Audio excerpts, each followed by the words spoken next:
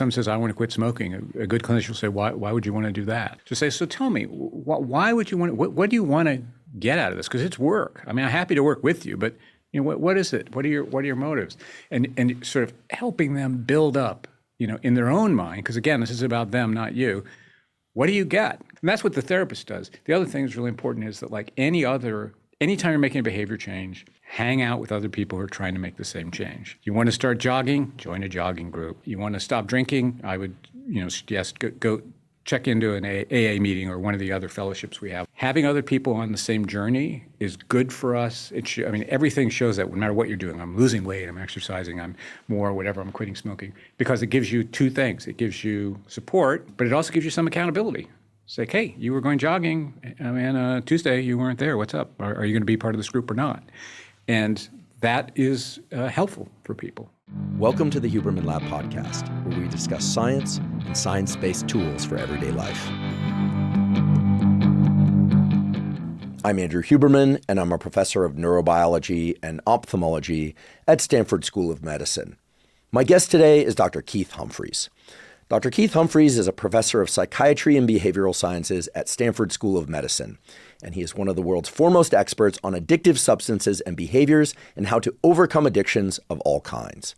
He is also an expert on how science, commercial marketing, lobbying, and the legal system interact to create what are called addiction-for-profit businesses. The alcohol, food, and opioid industries come to mind as just a few examples of these, and he's an expert on how all of that shapes things like legal policy. Today, we discuss all the major addictions to give you the most up-to-date information on alcohol, cannabis, opioids, gambling, and much more. Dr. Humphreys gives us the unbiased facts, and more importantly, he explains how to think about the health risks of any substance or behavior in a logical way. For instance, while it may be true that a certain amount of alcohol could afford you some heart health benefits, we hear this, then we hear it's not true, it goes back and forth. He explains that any heart benefits that exist from alcohol are greatly offset by the increased cancer and other risks of alcohol. And with respect to cannabis, he explains who may be okay to use it, but who should absolutely not. We also discuss the most effective ways to get over any addiction. That includes alcohol, pornography, stimulants, and much more. As you'll soon see, Dr. Keith Humphreys is no ordinary scientist or psychologist or addiction expert.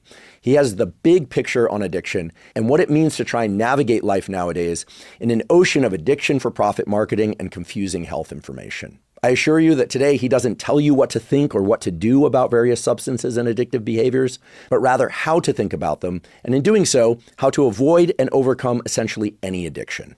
It's a powerful conversation that I'm certain will help millions of people make better decisions. Before we begin, I'd like to emphasize that this podcast is separate from my teaching and research roles at Stanford. It is, however, part of my desire and effort to bring zero cost to consumer information about science and science-related tools to the general public. In keeping with that theme, today's episode does include sponsors. And now for my discussion with Dr. Keith Humphreys. Dr. Keith Humphreys, welcome. Good to meet you, Andrew.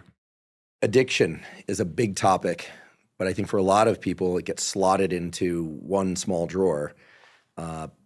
But if we were to compare it to, say, mental illness, many, many things, depression, manic bipolar, OCD, and on and on. How do you parse this thing that we call addiction in thinking about how best to possibly treat addiction, especially when it comes to trying to treat addiction en masse at the level of policy, which we'll also talk about today. So put simply, how do you frame addiction and how should people think about it? Yeah, it's hard because it's a word, unlike, say, maybe it's a little like schizophrenia, where people say like, he's a schizophrenic person. And what they actually mean is, he's a person with different moods and that sort of thing. Addiction is even more like that. It's in common parlance. People say, I'm addicted to, a TV show, or I'm addicted to my phone, or that sort of thing. But, it's not just stuff you do a lot, which we sometimes, colloquially call addiction. It's the persistence of doing something that is harmful. So like the classic animal study, is, James's old study with rats done in the 50s, showing that you could give a rat the opportunity to give itself brain stimulation, which they enjoy, and that they would continue to do that even as they were starving to death next to a pile of food pellets, or run out of water while they were next to water. That is what it was. It's not the doing the things over and over or even being compulsive about things. It's doing them to the point of destruction, when you would normally, any other behavior, you would think, well, you would just stop doing that. But people don't. And that's the sine qua non of addiction. I've tried to create a definition for addiction, which is that it's a progressive narrowing of the things that bring one pleasure, that it doesn't happen all at once. Like someone doesn't take heroin once and then stop doing everything else. It tends to be progressive. I suppose it could be overnight.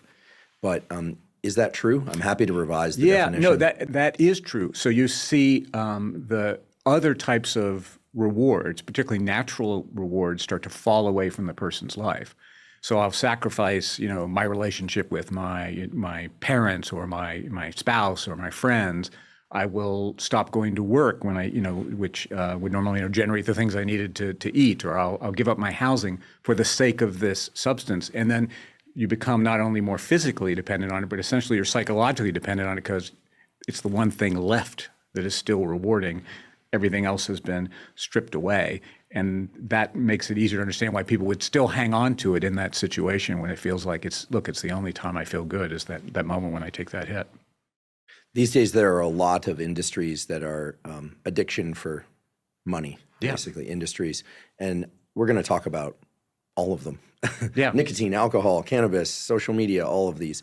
But for the time being, do you think that there is truly something to the quote unquote genetic bias for becoming an addict?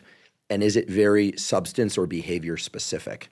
Let's start with maybe alcohol, for example. Yeah, that's a great question. So let me start by just getting rid of one myth where we say people are born addicted. You'll sometimes read, if mom was addicted to fentanyl, then the baby is born addicted. That is not possible because, a fetus has no association between their behavior and the exposure to the drug. So they can be physically dependent, meaning they'll go through withdrawal upon birth, but they're not addicted. But you can have risk from birth in your genes. And those shared, the estimation of, how much of that is shared, it's actually quite a bit. We look at studies where kids were adopted out of families with parents who, were addicted to alcohol, much higher likelihood of developing an alcohol problem, even if they were raised by teetotalers, for example. How big is that? It varies across, studies, it varies across substances, but it's large. It might be like, 0.3, 0.4, 0.5 for most of them. And, you can imagine that the same genes, some might be specific and some might be more general. So here's an example of a specific one. If you are born into a group like Han Chinese are, and you lack the enzyme, or don't have much of a particular enzyme that is used to metabolize alcohol, it is just a less enjoyable experience to drink. Mm-hmm. You can't break it down to acetaldehyde and acetic acid and all that sort of thing. And so that one but that wouldn't lower your risk for anything else, but at least specific for alcohol. But other genes for things like impulsivity, that would put you at risk for, across substances. Being sensation seeking, you're going to try more drugs. That means it's more likely that, you're going to get exposed to one. Another thing we see happening, which is really fascinating and poorly understood, I of course know, doing what I do, lots of people are in recovery. And I've known people and had people in my studies who have been, say, clean and sober in their, sense for 20 years, and then all of a sudden they develop like a very strong sexual compulsion, or they gain 30 pounds because they're just eating and eating and eating. And it's like, the underlying diathesis, whatever it is, has found a new phenotypic expression because it was never actually resolved. What was resolved was the particular set of behaviors that went with the addictions they had when they got into recovery. When it comes to alcohol, I've heard it said that there's a subset of people with, I guess nowadays they call it alcohol use disorder. Can we just call it alcoholism today? Sure. Okay. Sometimes people will lash back at me if I refer to someone as an alcoholic, but I have enough friends who are alcoholics. That joke is only on them, by the way, who are recovered, so I can make the joke because they're impressive recovery stories. And they all just say, just call it what it is, which is alcoholism. There's just so much splitting of names now. I don't want to put you in a position of saying something that's going to offend anyone, whereas I can do that. This is worth getting into. So use disorder is a much broader spectrum thing. So, if you diagnose someone with alcohol use disorder, it can be mild, moderate, or severe. And the people at the mild end, everyone at AA would laugh at. This is a person who occasionally drinks too much, has some harms, but basically life is still put together. They would, and people in AA would be like, you got to be kidding me. That's your problem.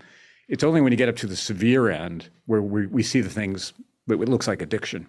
So they aren't actually the same thing. Addiction and use disorder. Use disorder is broader. And it was there to sort of move alcohol like other health behaviors that you might start addressing, particularly in like primary care. So, just like we would like, doctors to intervene when someone is 15 pounds overweight and has moderate high blood pressure so that they don't, later, develop a more serious problem. That was the idea. Well, let's have, a lower severity problem that a doctor might, while the person still has a fair amount of control, advise you, hey, if you could just cut back a bit now, you could avoid a lot of suffering later. That's where that came from. But I'm comfortable talking about addiction. It's a good word. It's scientifically meaningful, and it's something the public understands. Yeah, and if you go to an AA meeting, they go around the room saying, I'm so-and-so and I'm an alcoholic. They don't say I'm so-and-so and I have alcohol use disorder. Oh, that's right. Absolutely. So many people who are in recovery define at some level of their identity, not their total identity, as an alcoholic. It's actually an important part of the 12-step recovery process, which we'll talk about. In any case, not to split hairs here, but I'm grateful that you're willing to embrace that nomenclature, and thanks for clarifying why it was split. Because sometimes these clinical and naming things are split because of quote unquote sensitivities. We don't want to offend, et cetera. And we don't want to offend. Okay, so alcohol. I've heard it said that there's a subset of people, somewhere around 8 to 10%, for whom they drink alcohol and they experience it very differently. They experience it more as for lack of a better term, kind of a dopaminergic, energizing experience. And this could relate to tolerance, but that they have a very different experience subjectively of alcohol than most everybody else, who can build up tolerance. Anyone can build up tolerance. And then it takes longer to get into the sedative effects, the depressive effects of alcohol. But I've heard it said that this 8 to 10% are particularly susceptible to becoming alcoholics because they drink and they feel spectacularly good and they can keep drinking in a way that many other people either pass out, black out, crash their car, end up in jail, or dead. And so in some sense, this 8 to 10% may be at greater risk than everyone else. Yeah, so Mark Schuckett, who's a superb psychiatrist who's based in Southern California for most of his career, did some wonderful studies of male children of alcoholic fathers. And one of the things he showed is that when given alcohol, their body sway is less at a level you can't even perceive, but he could measure that. With body sway. Yeah, like how much they moved, like how hard the alcohol hit them. Mm-hmm. And they had fewer hangovers the next day. And then you might think, well, that's great. It doesn't hit you that hard, but you can drink a lot. Like, no, that's the problem, because someone else would get the signal of like, whoa, I'm feeling kind of dizzy here. I must have had too much to drink. Or the next morning they get up and go, oh God, I'm never doing that again. They don't get that signal. It's less punishing, more rewarding. And you see that across drugs. And this is almost surely genetic. How much people like different drugs, varies enormously. I'll be personal about this. So I, had an injury, broke my ulna, and I had to take Vicodin for the pain afterwards. I find taking opioids so unpleasant. I feel bound up, miserable, groggy, that I just took one and said, pain is better than this. I have worked with people clinically who say the first time I had an opioid, it was like a hole in my chest that had been there my whole life filled up for the very first time.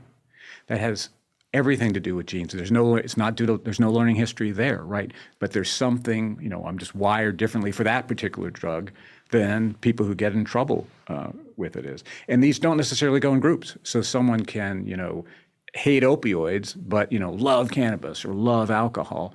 And that, of course, is going to change their risk. How could it not?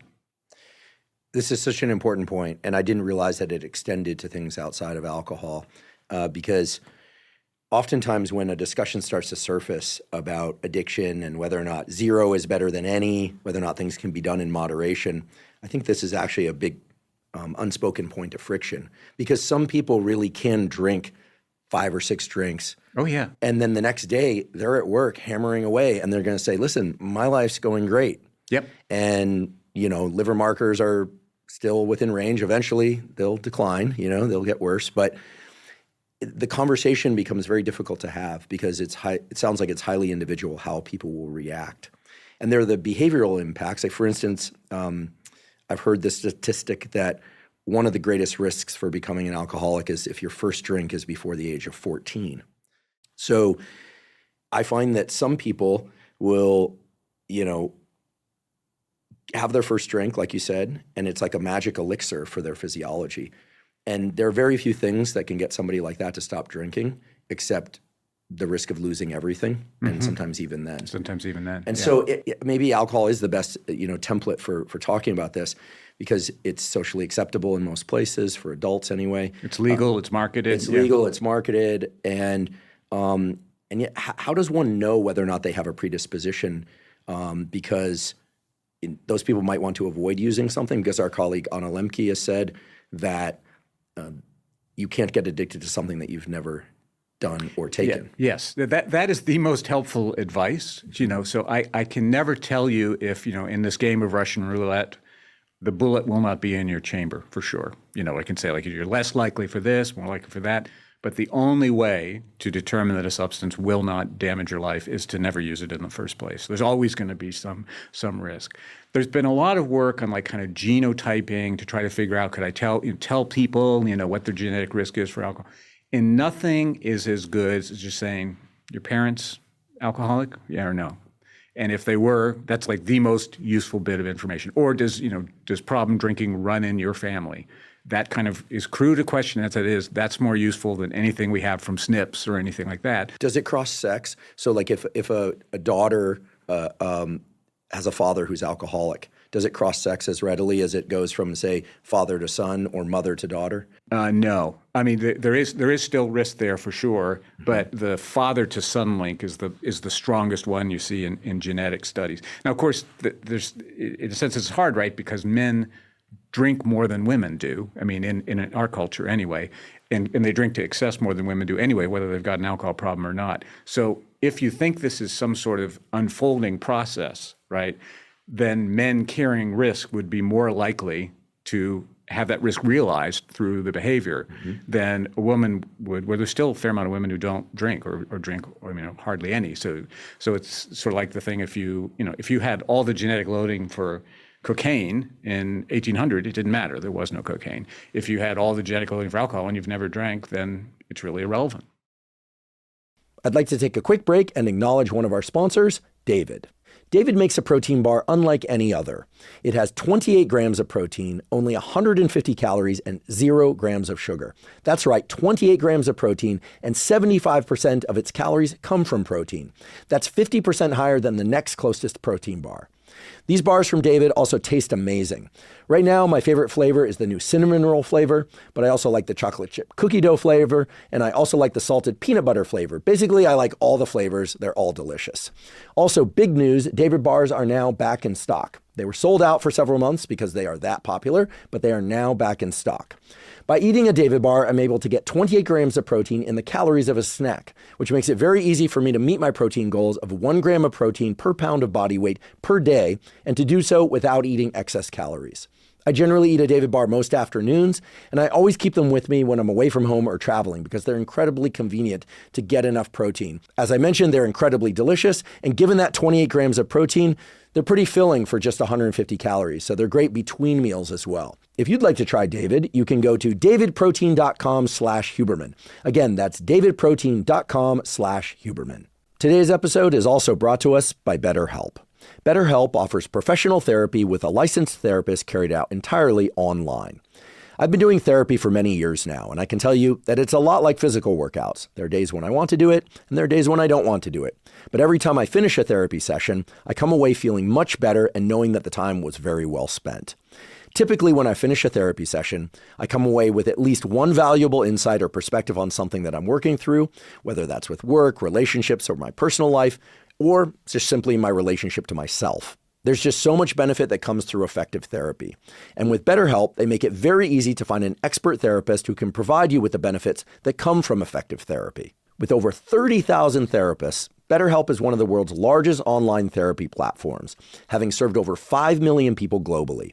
And it works, with an average rating of 4.9 out of 5 for a live session based on over 1.7 million client reviews. Also, because BetterHelp is done entirely online, it's extremely time efficient. There's no driving to a therapist's office, looking for parking, etc. If you'd like to try BetterHelp, you can go to betterhelp.com/Huberman to get 10% off your first month. Again, that's betterhelp.com/Huberman.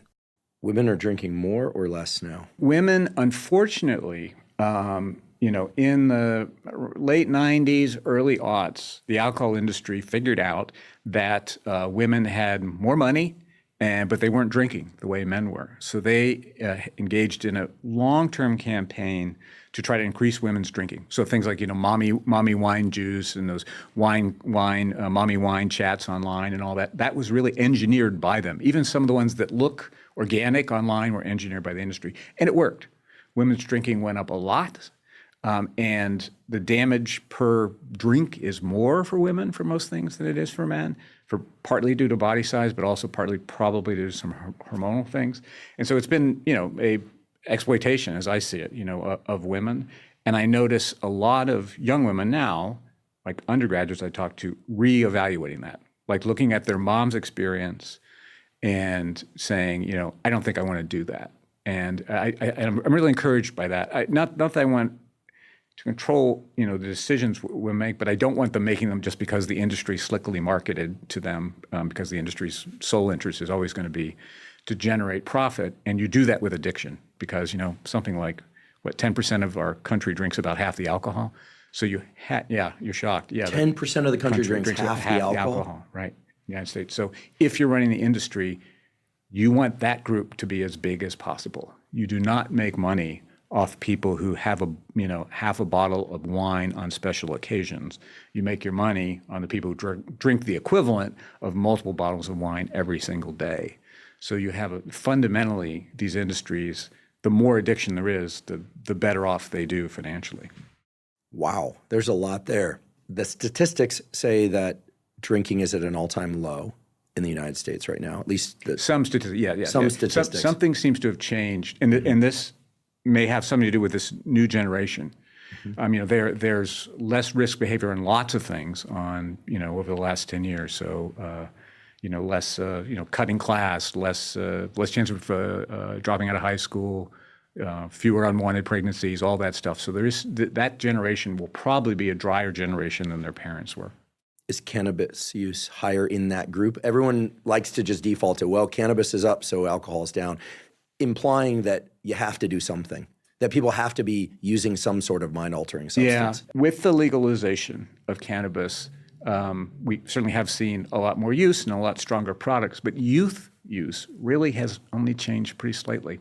Mm-hmm. So the growth has really been among adults, including adults who probably stopped at some point and have now gone back in later life to using cannabis. We'll get back to cannabis, but I want to parse the alcohol stats a bit more also as it relates to women. Maybe we can just either put to rest or not this argument that some amount of alcohol, typically it's red wine is couched this way, is more beneficial for you than not drinking at all. My read of the data, and we covered this in a long episode on alcohol a few years ago, was that 0 is better than any, and that 2 drinks per week, and that's getting very specific about ounces for spirits versus 2 per week. It's sort of the upper limit for adult non-alcoholics that don't want to incur any additional health risk. The cancer risk, very clear. The disruption to sleep, which probably cascades into other things, inflammation, et cetera. But is 0 better than any? Is 2 safe for non-alcoholic adults? Because every week, it seems, I see a new article that says 0 is better than any. No, wait, it turns out there's some benefit from 2 drinks per week. And frankly, I'm not tired of it, but it's almost getting funny. Yeah. The extent to which it's traditional media, not to poke on them, but they just keep flip-flopping. And then the questions that always come up are, well, did the alcohol industry sort of encourage this study because if we're honest, there's a lot of advertising of alcohol in traditional media outlets. Oh, absolutely. So, statement against interest, because I like red wine, I would love to believe it is healthy.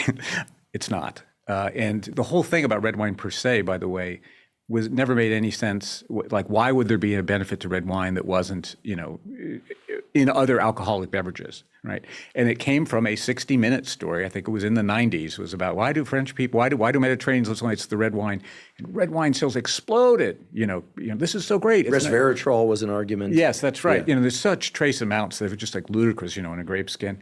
And so that was just spread, and it was just so great for the industry. It's better for you than not drinking. And that's just not true. When you look at, they would look at studies and say, well, look, the non-drinking group have higher mortality than the low drinking group. And the famous, they call it the J-shaped curve, like that. The problem is non-drinkers include people who are like in Alcoholics Anonymous. That's why they don't drink. They had a wretched experience with alcohol. And so, they've had different kinds of damage to their bodies. Maybe their health isn't as good. They're not going to live as long. But it's not that they would be better off if they went back to drinking. Things would go to hell, basically, for them. And that just got, marketed and spread, and it's not true. There might be some cardiac benefit, okay? But, we don't get to, live our lives as single organs. We have a whole body. You have to weigh that, if that is true, and it is wobbly, but if that's true, it's smaller than the cancer risk. So your net is you're not going to get any mortality gain from mortality reduction from drinking alcohol. If you have 2 drinks a week, and by a drink, I mean like a 12-ounce beer, a 1-ounce shot, or a glass of wine, a 4-ounce glass of wine, you have slightly higher risk, but it is very, very, very small. And, it's not the kind of thing, if I were giving health advice to the country, that would not be on my top 10 things to be, really frightened about.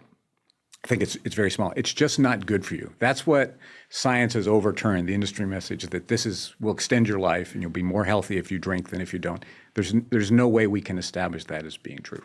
You said it very clearly, but I'm going to just repeat it because I think it's super important for people to take note of, that the cardiac benefit is less than the cancer risk. And I think that's a very important way to view these stats. The episode that we did about alcohol had a lot of different responses. There's obviously a selection bias in the responses. But many people gave up drinking who I later learned wanted to quit drinking. They didn't like it. The downstream effects of the disruption to sleep from alcohol and so on, probably part of the effect. It was very interesting as it relates to women because many people, including some members of my family, really like their post-work glass of wine or want a drink to just kind of mark an end to the day and relax. My observation was that many women who stopped drinking, either because of that discussion about alcohol or others that they had heard, did so when they learned that women have a particular risk to cancer as it relates to alcohol, meaning if the breast cancer risk and other hormone ovarian cancer, hormone-related cancers and so forth, not always hormone-related. But the moment it's probably best to avoid alcohol entirely conversation moved into women's specific health, it had a very potent impact, which is interesting in its own right. Mm-hmm. And it speaks to what's perhaps required to override some of the marketing. Because let's be fair, it's nice to relax with friends. And if people think relaxing with friends is easier to do over a glass of wine or two, then that's a great, not just marketing scheme, it's also somewhat true for them until there's counter evidence. And so what I'm really getting at here is, how is it that people should frame what they know to be risky versus the other benefits of alcohol that clearly exist, like helps people relax, it's social, they stress mm-hmm. less, mm-hmm. and so on and so forth. As I mentioned, I'm someone who drinks wine, and I know that it is, on average, it's not healthy. Why do I do that? It's like, well, because it creates other things, particularly with exactly that situation. That getting together with friends is enjoyable, enriching. Good food is enriching. Good food and a good wine tastes good. And I value those things. And there are many other decisions we make like that where we endorse some risk because we care about something else. It's dangerous to, for someone my age to, hike up a mountainside probably. But if the view is spectacular, I can say, I'm going to accept that risk. Maybe I'm more prone to twist my ankle or something, but this is just really beautiful. That's okay. I think what the place we got in alcohol that was bad was needing an explanation to stop. So how often have you ever said to someone at a party or seen someone say at a party, why are you drinking? I've never heard that, but I've certainly heard a million times, why aren't you drinking? If you don't drink at parties or you refuse an offer of alcohol, people think there's something wrong with you. Yeah, and you have to have an explanation. Like, I got an exam tomorrow morning, or I've got a cold, or something. It's like you shouldn't need an explanation, but people do feel that social pressure, and so that's one way health information can work. Why didn't the person just quit beforehand? Because they may not have had an explanation that worked in their circle, and now you can say, well, I see those data on ovarian cancer, and I decided to quit drinking, and that is health is a reason people still accept. I think is a legitimate for changing behavior. You can make that because cancer is scary, and that may be why people quit. Same thing happened when first Surgeon General smoking. Thinking about everybody smoked, you had to sort of fit in at work, you had to smoke. And when that came out, there were a lot of people who just quit immediately. They clearly were capable of quitting, wanted to quit, but they needed to tell everybody, why are you not smoking anymore? Why don't you carry cigarettes anymore? I can't bum one off you anymore. It's like, that's why. Why do you think people who drink feel uncomfortable about people not drinking around them? When people would ask me if I wanted to drink and I'd say no, and they'd say, why? They often say that. I would say the truth, which is I'll say anything that's on my mind without drinking. Mm-hmm. You don't want me to drink because then I'll tell you everything that's on my mind. Oh, that's good. It's true. I mean, like I will tell people what I'm thinking. I don't need to loosen up. Mm-hmm. I'm pretty relaxed in social settings. I don't have much social anxiety, but I realize some people might have trouble with social anxiety. Yeah.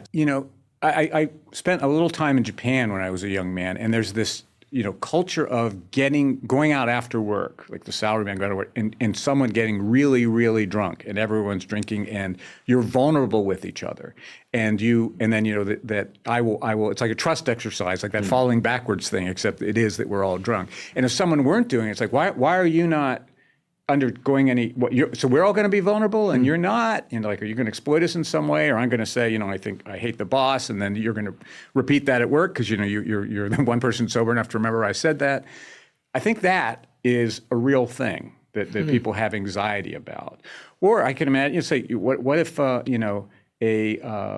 man and woman are on a date and the guy keeps giving drinks to the woman and doesn't drink himself? What is the natural thing to think? Are you trying to get me drunk? Are you going to take advantage of me because you're going to be with it and I'm not because I'm going to be drunk? So those kinds of fears may be in the soup, but I don't think, so say maybe that's, rational at some level, but I don't think that should drive our sort of routine social interaction with our friends. It should just be a non-issue. Of what do you want? And if you say, I want sparkling water, I just give you a glass of sparkling water and don't say, why aren't you drinking this intoxicating beverage? You shouldn't need to explain it to me. The trust piece is super interesting. So is the vulnerability piece. A couple thoughts about this, and they're just editorial thoughts, so forgive me. But one is, for years, I thought how crazy it was. I would go to these meetings with doctors and scientists who ostensibly were working on issues related to health, and everyone would just get trashed at the bar. Mm-hmm. And I wasn't into that, and I wasn't judgmental. I actually kind of liked it because by the third day of the meeting, I'm cranking, and I can tell they're all just bleary, and they're also aging much faster than I am. They would get what the tenured look, as we would call it, or as I would call it. I'm see them in 5 years. I'm like, what happened to you? You aged 15 years. And these people tended to drink a lot, both at meetings and outside meetings. Alcohol was paid for often by the meeting fees. This gets a little, I'm not trying to, point a finger here. And then a lot of the stuff that happened at meetings that turned out cost people jobs was always alcohol related. Yeah. In the instance of the man and woman on a date drinking, or a group of people at work drinking together, in Japan it sounded like it was men getting drunk with other men. Yes. In my mental picture of the the male-female dynamic in drinking. I'm going to simplify this. If she drinks, it makes her vulnerable. If he drinks, it makes him more stupid and impulsive. Mm-hmm. And so in the world where she's drinking and he's not, you gave the example that perhaps, he would take advantage of her if he's encouraging it. Certainly there's that picture in one's mind. He also can get her home safely. If he's drinking, he can't get her home safely, and he might say or do something really dumb. So I feel like no matter how the math is arranged, drinking ends up being kind of a bad idea. I mean, not trying to be judgmental here, because I don't judge what people do. Do as you wish, but know what you're doing is my philosophy. But I just don't see a world where drinking with your coworkers or drinking on a date with somebody that you don't know very well, male or female, right? For either of them, it's just like a lack of safety all around. It just seems like a bad idea. As women move into more professions that may have changed that norm of, everybody goes out and gets drunk because the consequences aren't the same. And I know a lot of, professional women friends, I don't want to do that, I don't want to be around the boss when he's drunk, and so let's have a Christmas lunch together at work instead of, drinks afterwards. So I definitely see that. I think in the dating, now, of course, haven't thankfully had to worry about dating for 40 years. But what I think most people would say is just the anxiety, is, intense for some people, and alcohol is anxiolytic, right? And so it's probably that people are, sort of feeling, it's just, they're too nervous, and whether they should or they shouldn't, that's just, I think, probably in the soup, one of those benefits people care about. And there are people, it has to be said, who are more socially engaging when they've had a drink than when they haven't, because they're kind of wound up people. When they relax, some other stuff comes out and they may seem more appealing. It's interesting. We could dissect it in a number of ways, but I think that's enough contour for people to be able to think about whether or not they have a genetic predisposition, understand that 0 is better than any. If we hear about some cardiac benefit, to weigh that against the cancer risk and not just take it as an independent piece of information. And then to think about vulnerabilities of other people's actions and vulnerabilities of one's own actions and words if drinking. And then people can make an informed decision. That's kind of how a good summary. I feel about it. Again, do as you wish, but know what you're doing is like the purpose here. Let's talk about cannabis a bit, because eventually I'd like to weave back to how industries impact use and abuse. Cannabis, when I was growing up, was illegal. You go to jail for it. Mm-hmm. People still smoke pot. It happened. The idea was that it was much less potent. We can talk about that. But now it's a whole industry. Yes. And the edible industry has contributed to this greatly because it bypasses the blowing of smoke, the smell, and a number of other things. So what are your thoughts about cannabis as something that can be used, quote unquote, recreationally, medicinally, and its potential for abuse? And then let's talk about how those things have been amplified or reduced by the fact that it's essentially legal or decriminalized. So what are your thoughts on cannabis? Yeah, so whenever I talk about it, I make a distinction between sort of old and new cannabis. So, if you go back to the 80s and 90s, when, as you mentioned, it was illegal everywhere, the THC content, that's the principal intoxicant, would be, 3, 4, 5%, something like that on average. And now, studies of legal sales show the average product is about 20%. So that's dramatically stronger. The other point is how people use it is different, perhaps related to that high potency. Jonathan Calkins pulled together a lot of really interesting data that got a lot of play, and it showed that about 42% of people who use cannabis use it every day or almost every day. That is also different. So if you go back in the past, the more modal user might have been once or twice a week. So you put those things together. So you take somebody, what was like an 80s pot smoker? Well, on weekends, I'd smoke a joint at, 5%. But now if it means every day I'm consuming 20%, you quickly realize like their brain exposure is dramatically higher, about 65 times higher between the modes of those two experiences. And what does 65 times mean? Well, it coincidentally is also the potency difference between a coca leaf and cocaine. That is 65 times 2. So it's a big difference. And as you know, dose makes the poison. So it is just a really different drug than what was back there. And this is very hard to get across to parents, because their view is like, I smoked weed, who cares if my 15-year-old is using it? It's like, but that's kind of like saying you drank low alcohol beer and you're not concerned that your 15-year-old is guzzling vodka. That's kind of the difference. And it's just a bigger deal than it used to be. Even when you take away the fact that you have an industry really pushing it, just the drug is stronger, more addictive. Does it have any medical applications? Almost surely. The cannabinoid receptor system evolutionarily is one of the oldest in the history of Homo sapiens. It is both in the brain, but it's also in the body. There are clearly going to be some applications for pain. There's many people would say they spontaneously get relief. It's hard to tell always what that means because sometimes that's just relief from withdrawal. But probably some type of medical applications for pain will come out of this plant. We do have some out of the CBD, which is the non-intoxicating part, as a medication that is used in seizure disorders in kids. So there'll be some other things like that for sure. It's easier to study this than it has ever been before. About 2020, Congress changed the way research works, so it's a lot simpler to do it. So we'll figure those things out. But it is just a more dangerous drug than it was, when I was a young person. I had a guest on the podcast who's a cannabis researcher, runs an animal lab. And we invited him on because I had released a solo episode about cannabis.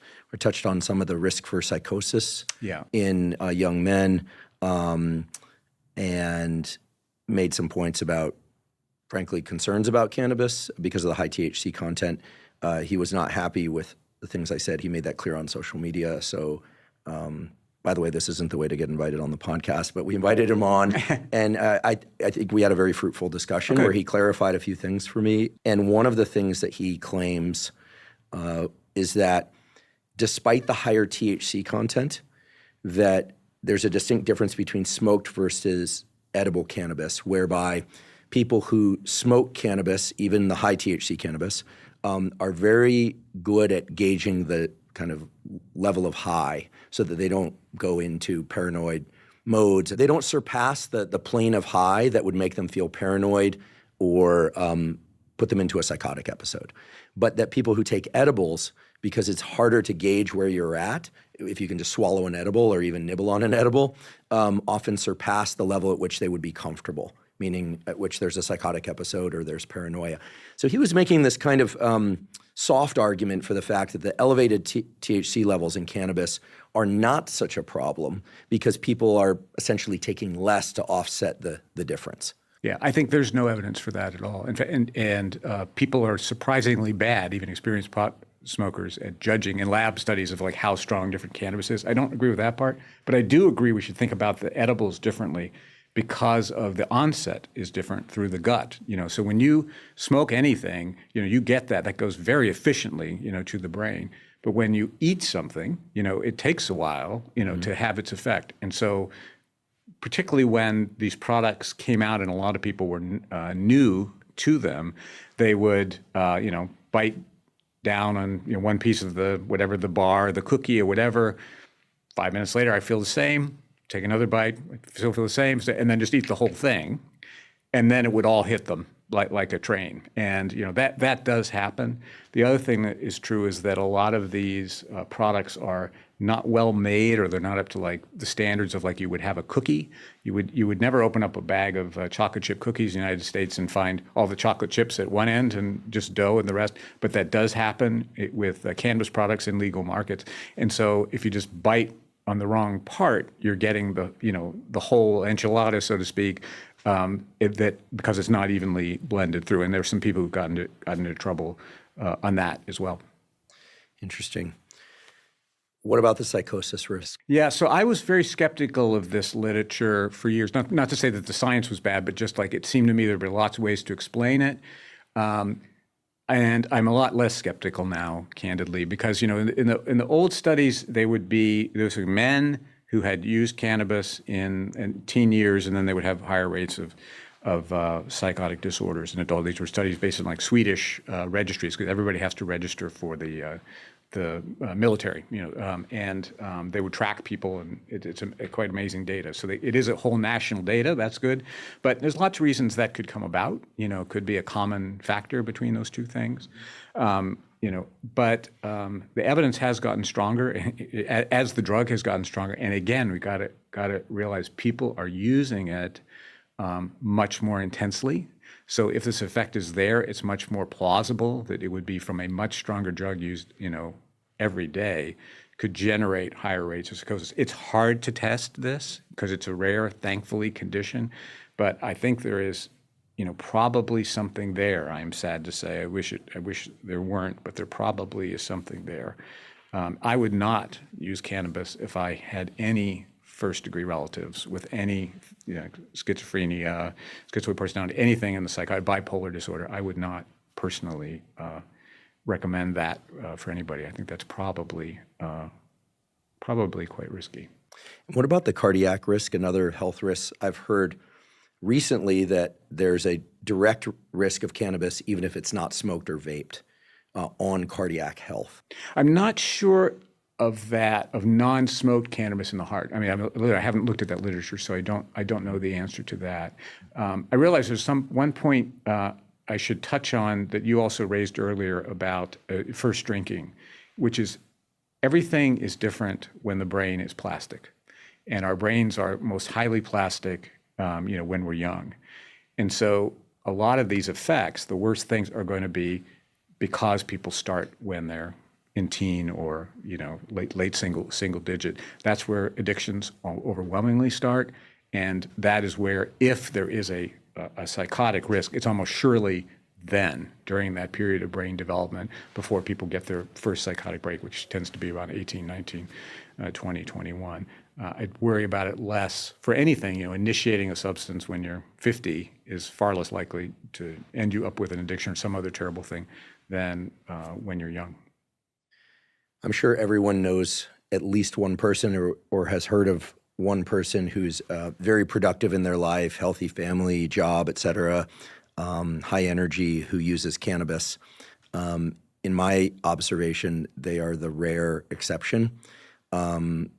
And there are a lot of examples of people who use cannabis who don't really go anywhere in life. They don't go through the normal developmental progression of finding a job that can sustain them, right? Of organizing their life, their relationship life, their professional life. And clearly there are other aspects to life, but those are key ones, right? And what are the data on high THC or just frequency of cannabis use as it relates to life progression?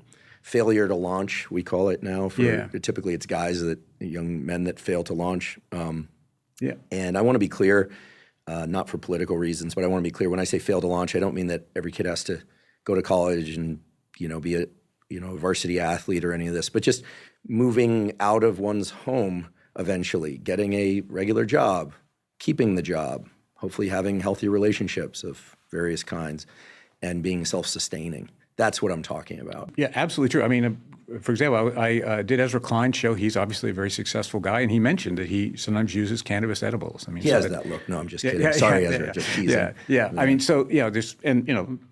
there are very, very, very successful people who use cannabis for sure. Overall, though, I mean, I'll steal a phrase from Jonathan Calkins. It's like, we have performance enhancement drugs. It's kind of a performance degrading drug. So it's not fentanyl. Your odds of your death being directly traced to it are extraordinarily low, but it does, with regular use, undermine certain things that you need to succeed in the modern world, like short-term memory and concentration and being able to keep track of details. And for some people also, it undermines their sort of motivation to do much of anything. I mean, the couch lock is a real thing. I know families in Palo Alto, where I'm from, a very achievey place, who had straight A, a straight A son, doing everything, starring on a sports team, whatever, who, 6 months later was just smoking cannabis all day and had no interest in the team he used to star on and the math he used to be great at. And like, that's pretty frightening. And all those things are not conducive to succeeding in a modern world. If maybe back in an agrarian society, it didn't matter because everything was on muscle power, right? But to succeed in this society, you have to be able to do those things. And you are in competition. If you want a job, computer coding, you're in competition not just with the smartest kids in your neighborhood. You're in competition with the smartest kids who are in Mumbai, and in Tokyo. And if you can't focus, or you're just slower and you can't remember things, or you have trouble like making sure you keep track of time, that is going to put you at a disadvantage. You can end up that stereotype of living in mom's basement. That unfortunately is true of a chunk of people who are heavy users of cannabis. Yeah, I worry a lot about examples of so-and-so is very high achieving and they use cannabis. I had a friend growing up who desperately wanted to be a professional golf player, and he would cite all these professional golf players who were heavy drinkers. He ended up just being good at the heavy drinking part, sadly. I think he turned his life around at some point. But these examples of people who can use very addictive substances and are open about that and are very high achieving, I think there's a real detriment to that messaging. Now, of course, you don't want people to cloak their reality, but it's complicated. Yeah, and it also has policy risks too. I mean, when you make up the rules, your laws and regulations to think, well, I'm accomplished. I'm able to use this, so that must mean it's pretty safe. It's like that just doesn't follow logically. The fact that you occasionally, take a snort of cocaine or whatever, and you're still a state senator, that doesn't prove that would be safe for everyone. And we know people have different levels of risk. They have different social capital. They have different incentives in their lives, and you can't overgeneralize from a sort of a lucky life or a costed life. Sometimes you can do more of that than you can when there's not many nets sort of between the person and the ground. By now, I'm sure that many of you have heard me say that I've been taking AG1 for more than a decade. And indeed, that's true. The reason I started taking AG1 way back in 2012, and the reason why I still continue to take it every single day, is because AG1 is, to my knowledge, the highest quality and most comprehensive of the foundational nutritional supplements on the market. What that means is that it contains not just vitamins and minerals, but also probiotics, prebiotics, and adaptogens to cover any gaps that you might have in your diet, while also providing support for a demanding life. Given the probiotics and prebiotics in AG1, it also helps support a healthy gut microbiome. The gut microbiome consists of trillions of little microorganisms that line your digestive tract and impact things such as your immune status, your metabolic health, your hormone health, and much more. Taking AG1 consistently helps my digestion, keeps my immune system strong, and it ensures that my mood and mental focus are always at their best. AG1 is now available in 3 new flavors: berry, citrus, and tropical. And while I've always loved the AG1 original flavor, especially with a bit of lemon juice added, I'm really enjoying the new berry flavor in particular. It tastes great, but then again, I do love all the flavors. If you'd like to try AG1 and try these new flavors, you can go to drinkag1.com/Huberman to claim a special offer. Right now, AG1 is giving away 6 free sample packs of AGZ, which is AG1's new sleep formula, which, by the way, is fantastic. It's the only sleep supplement I take. It eliminates the need for all these pills, and my sleep has never been better. The special offer gives you 6 free samples of that AGZ, as well as 3 AG1 travel packs and a bottle of vitamin D3 K2 with your first subscription. Just go to drinkag1.com/Huberman to get started. I heard a wonderful talk that you participated in with one of the members of the Kennedy family. It wasn't Patrick Kennedy, excuse me, who's been very open about his own recovery. And so many gems in that talk. We'll put a link to it and we'll touch on some of those things again, but just such an important conversation. It came up in that discussion that many industries are industries of addiction: alcohol, cannabis, gambling. Nowadays, I was thinking about what you guys were talking about, and nowadays it's very difficult to look at any industry and not see it that way at some level. They talk about it themselves that way. They'll if you get together with app developers, they'll say, "How do we make this more addictive?" So it is good for business. There is no customer like an addicted customer. So of course that's going to be appealing if you're trying to sell something. I guess the question is healthy addictions or adaptive addictions or things that fall outside the progressive narrowing of the things that bring you pleasure. Because a kid getting, quote unquote, addicted to a learning app, that carries over into a number of things, one hopes, in school and or even social media. I've learned a lot from YouTube videos. Heck, I even watched that YouTube video of you and Patrick, on YouTube.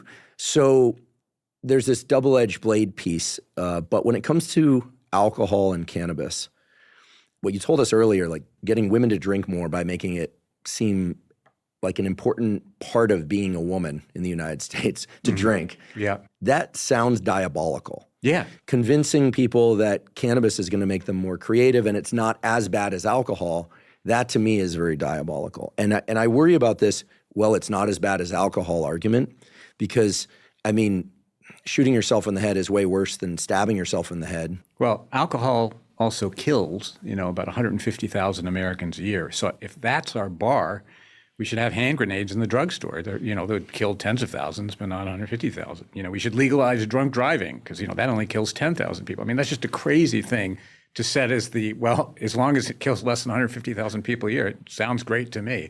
No, that doesn't make any sense. I mean, I am, I'll be clear, like economically, I am a capitalist. I'm glad we have companies. I love living in Silicon Valley. I love all the things people create there. And I think that is an important part for society to work to have a private sector. And at the same time, you have to regulate addictive goods, temptation goods, very intelligently and tightly, because you can't count on the sort of rational consumer to protect themselves like you can when you're dealing with cabbage or lettuce, which nobody ever overdoses on. But we do see people burning down their lives over all these drugs. And for that reason, to protect those people, but also to protect the rest of us from the consequences of that, that's why, you need things like advertising restrictions. That's why taxes to which people, even heavy users, respond to price.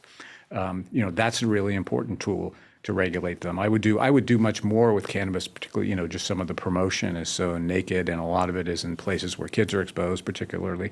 And this has just been a long-term fight. We had it with the tobacco industry. Almost any nasty thing you could say about the tobacco industry turned out to be true. I mean, they did work to make it more addictive. They worked to defeat any type of health regulation. They were marketing to kids, all that stuff.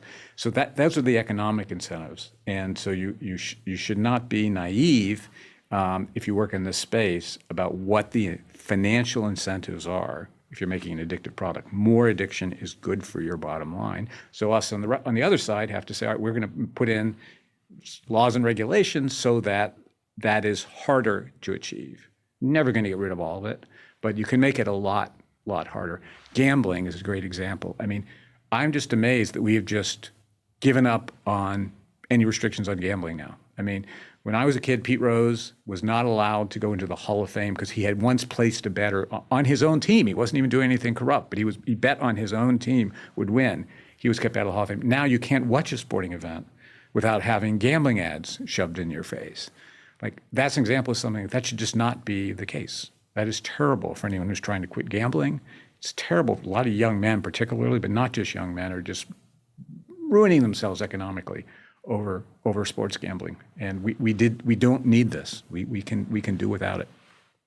The gambling thing's a real concern. We had a guest on this podcast who's a self-admitted gambling addict, and a friend of mine who treats gambling addicts said it's among the worst of the addictions because they live with the reality. It's true that the next time really could change it all. Mm-hmm. And he said eventually they get addicted to the shame of losing. They just get winning becomes a thing of the distant past. I mean, this sounds crazy to the rest of us, but it's fascinating. It's fascinating and disturbing. And gambling addicts will say that every addiction is gambling. Yeah, that's good. That's good. There's a tremendous book, Addiction by Design, and I'm afraid I'm going to mispronounce the name of the person who wrote it. I think it's Scholl, but I'm not sure. But I know the title, Addiction by Design, about gambling. And she profiles people who play video poker, many of whom work in the casino. They basically get paid, and then they go pay the casino back by giving it away. But some of them will take a toothpick and bend it and force the bet button down, and they won't even touch it. They'll just sit there and watch in kind of a dissociative state as it just runs and runs and runs until their money is gone. That's like, it's really like zombification, of this stuff. And that tech has been perfected to be addicted. I do go to Las Vegas like once every couple of years. I just find, not for gambling, but I just enjoy the sort of pageantry and the food and all that. It's very hard to see dealers at tables anymore because dealers don't give the perfect timing of reinforcement that machines can do. And, they don't, you have to wait, for your reward and all that kind of thing. And you wait till you find out, and there's a social component. Well, that all slows down the process. Whereas a machine can give you exact timing between your press the button and then you get your reward or your win or your loss.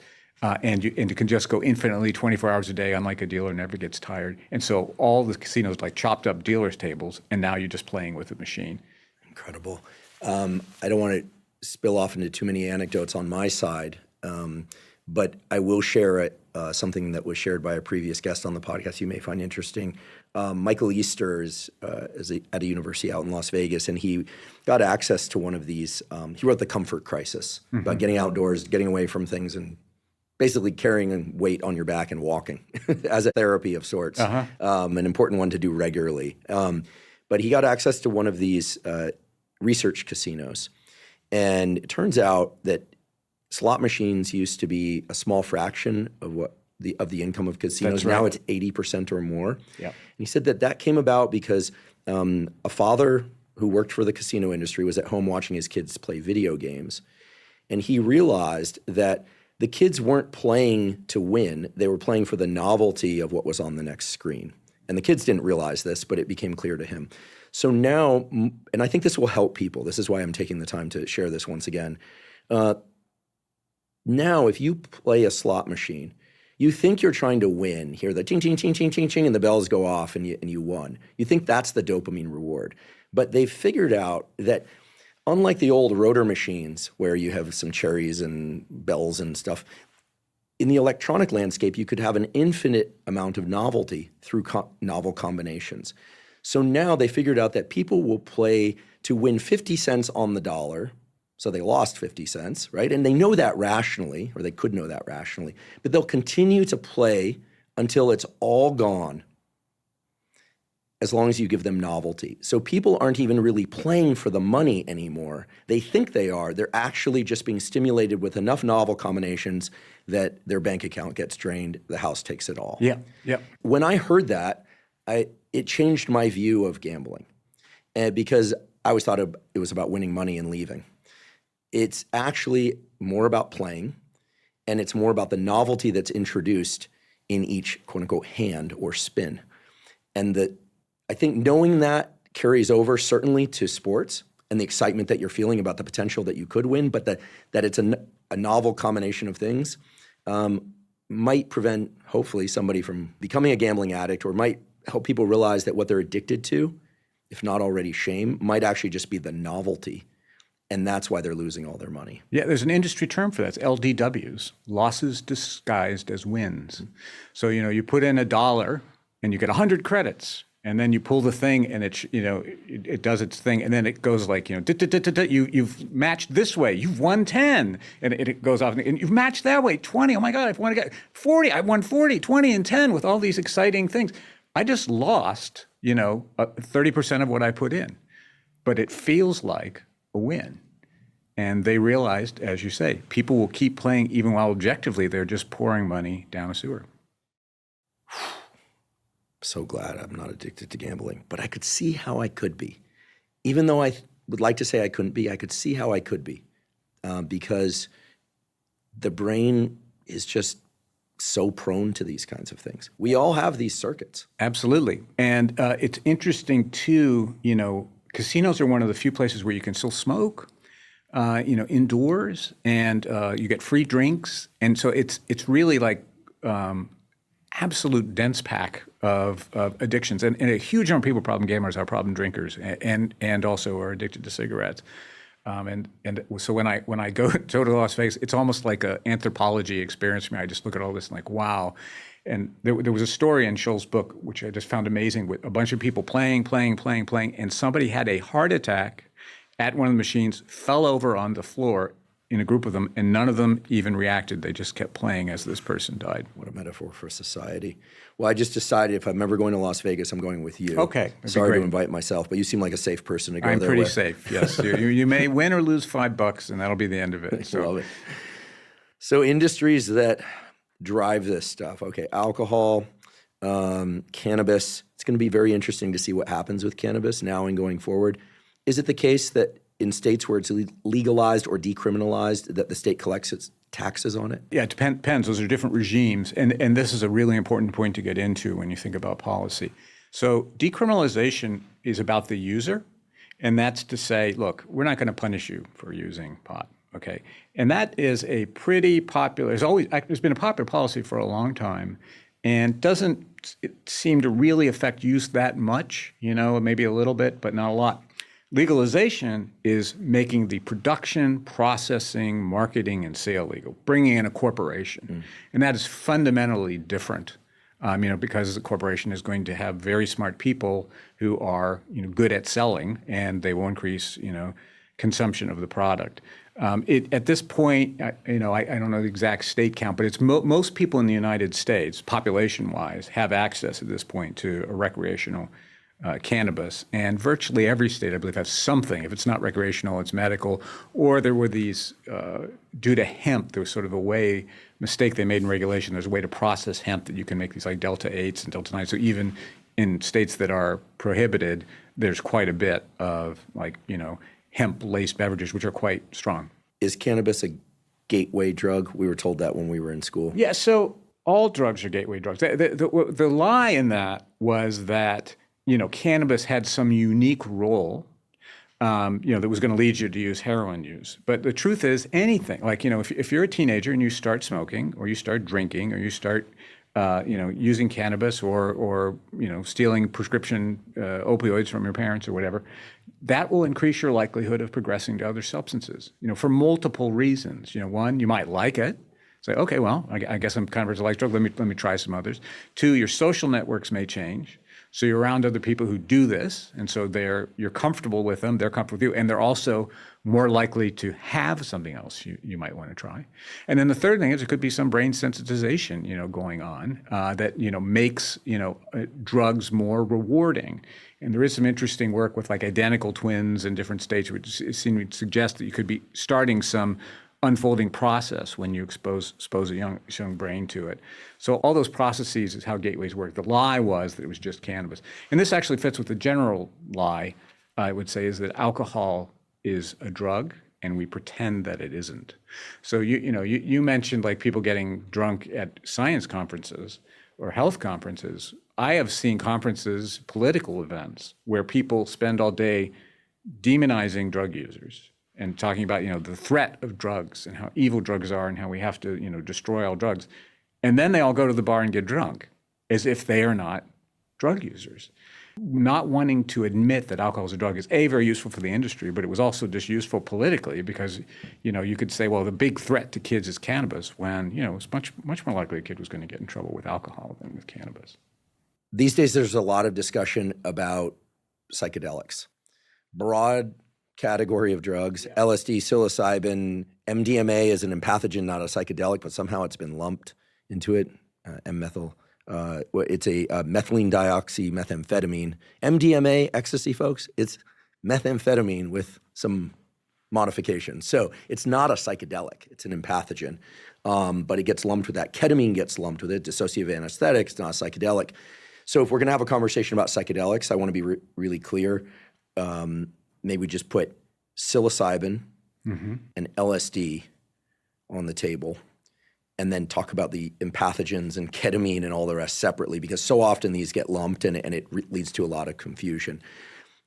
I know several people who feel they've benefited tremendously from doing clinical work, meaning with a guide in safe setting, et cetera, on high dose psilocybin, maybe only 2 or 3 times total, and that's it. For treatment of depression, sometimes for alcohol issues and other issues. I'm not talking about microdosing. They do a high dose, so 2 to 5 grams. A lot of addicts who use other things are interested in or currently using or considering using psilocybin, LSD less so, as a means to get over their addiction. I'd like your thoughts about that and your thoughts about these compounds specifically. Yeah, I mean, they're exciting in part because we haven't really made much progress in pharmacotherapy in the last 20 years, for lots of things, for depression, for addiction, So the thought that these might work, and I think they're, other than the GLP-1s, one of the, probably say the second, I'd say my second bet on that. I put my first one in GLP-1 agonist. There is an awful lot of hype, but real things can be hyped. So the fact that there are a lot of extravagant claims being made, and also, again, talking about industry, there are people who are, hoping to make a huge sum of money on these medications. But there's also something there. You could look at different pilot studies, small trials. They are encouraging, and I'm glad that it's a lot easier now to do these types of studies. We just had my friend Dr. Todd Korthus down to Stanford. He's from Oregon. Oregon is doing these things, probably similar experience to what the your friend had, where you get you have preparation with a trained person, you get the medication, and then you do the integration session afterwards. And there are, and people would say it's transformative for them.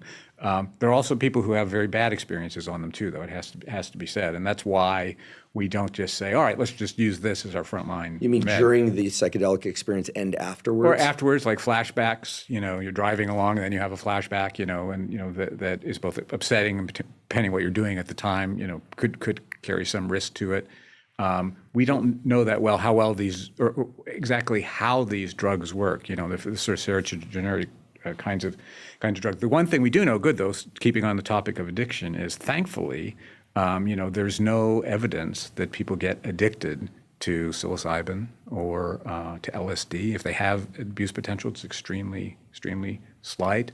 So I've always worried about them far less as a class of drugs than I do things like stimulants, which I know, and alcohol. My read of the literature, and this might have been updated since, is that there is zero evidence that microdosing psilocybin has any benefit. Yeah, I think that's just silly. There is solid evidence that in a clinical setting, as you pointed out, and thank you for pointing it out, we're talking about at least 2 or 3 talk sessions without psilocybin, then a psilocybin journey that's typically 2 guides for safety purposes. Now that's kind of how it's being explored. So they're to avoid exploitation conditions, because there has been some exploitation, mainly in the MDMA trials. But and then follow up that it's been somewhere between 60 and 70% of people who go into that sort of thing with major depression that hasn't been resolved by other approaches get either significant relief or full remission after 2 full versions of what I just described at fairly high dosages. When I think about the negative impacts, certainly there's the quote-unquote bad trip phenomenon. What I've observed quite a lot, and I hear from a lot of people in this psychedelic space, is that post-MDMA for trauma, post-psilocybin for major depression and addiction issues, there's the, not euphoria, but the feeling that something's significant has changed in the weeks and months afterwards. And then some period of time later, a significant sudden drop in mood, and that frightens them, and that they're able to recover from, but that it's a real thing, a real trough. And this, by the way, is separate from the very well-known trough that comes 2 days after MDMA use. We could talk about that. But you get high and then there's a low, very well explained. As with stimulants. With stimulants, right. I'm divided on this psilocybin to treat addiction thing. It seems very precarious because of the lack of kind of standardization of how this would be done outside a clinical trial. It's hard. I mean, you hear about you hear shaman, practitioner, guide, and there's no, because it's illegal, there's no Yelp reviews for these people. There's no board that's overseeing it. Well, there is in Oregon. That's actually what Todd was I see. presenting at, which is, because it is legal. It's legal, not just decriminalized. Correct. Yeah. Okay, because in Oakland, California, it's decriminalized. Psilocybin is decriminalized. Yeah. Oakland's very different. Yeah. No, in Oregon, you are licensed by the state to do this. I see. So that's what we'll find out. I mean, to me, this is like probably this is a case where it's easy to be a scientist. Sometimes it's annoying to be a scientist. Makes life harder. Makes it easier. It's like, I don't know if this works. It's really important to figure out if it works. We have really good methods to do that. So let's spend the dollars to get good people to do those studies. And this is the NIDA view, National Institute on Drug. They are funding quite a few studies, of this sort. And I imagine NIAAA, which is the Alcohol Institute, is doing it also.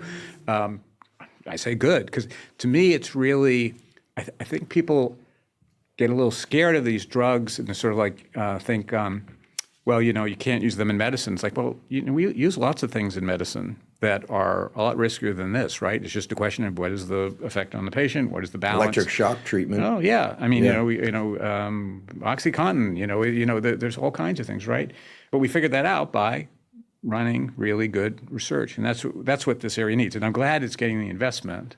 It's getting a fair amount of philanthropic investment too. Another important thing is that the people doing the studies are at equipoise.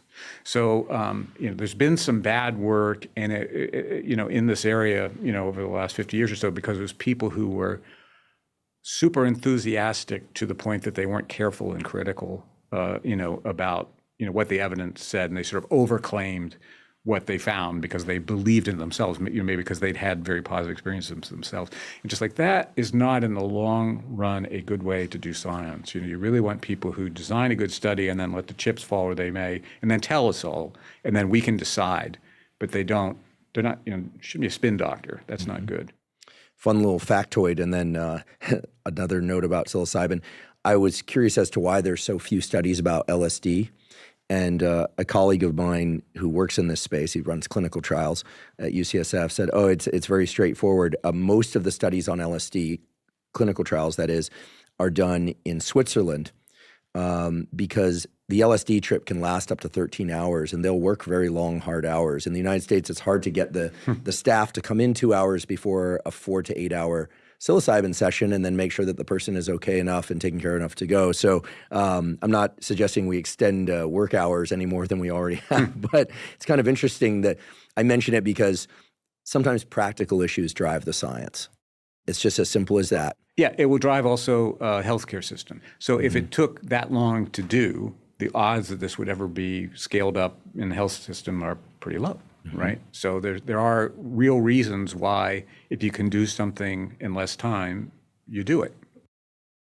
And there is a movement now, meaning a solid effort in laboratories to figure out whether or not there are non-hallucinogenic, non-psychedelic experience-related compounds within these compounds, meaning the psychedelic experience may not actually be critical to the antidepressant effect. Right. No, so that's one of the interesting things about ketamine. Like if you blocked, our late great friend Nolan Williams, was looking at like if you could block, like say with some kind of naltrexone molecule, block the blinking lights and the visions and all that stuff, would it still have the same effect? That is a great question.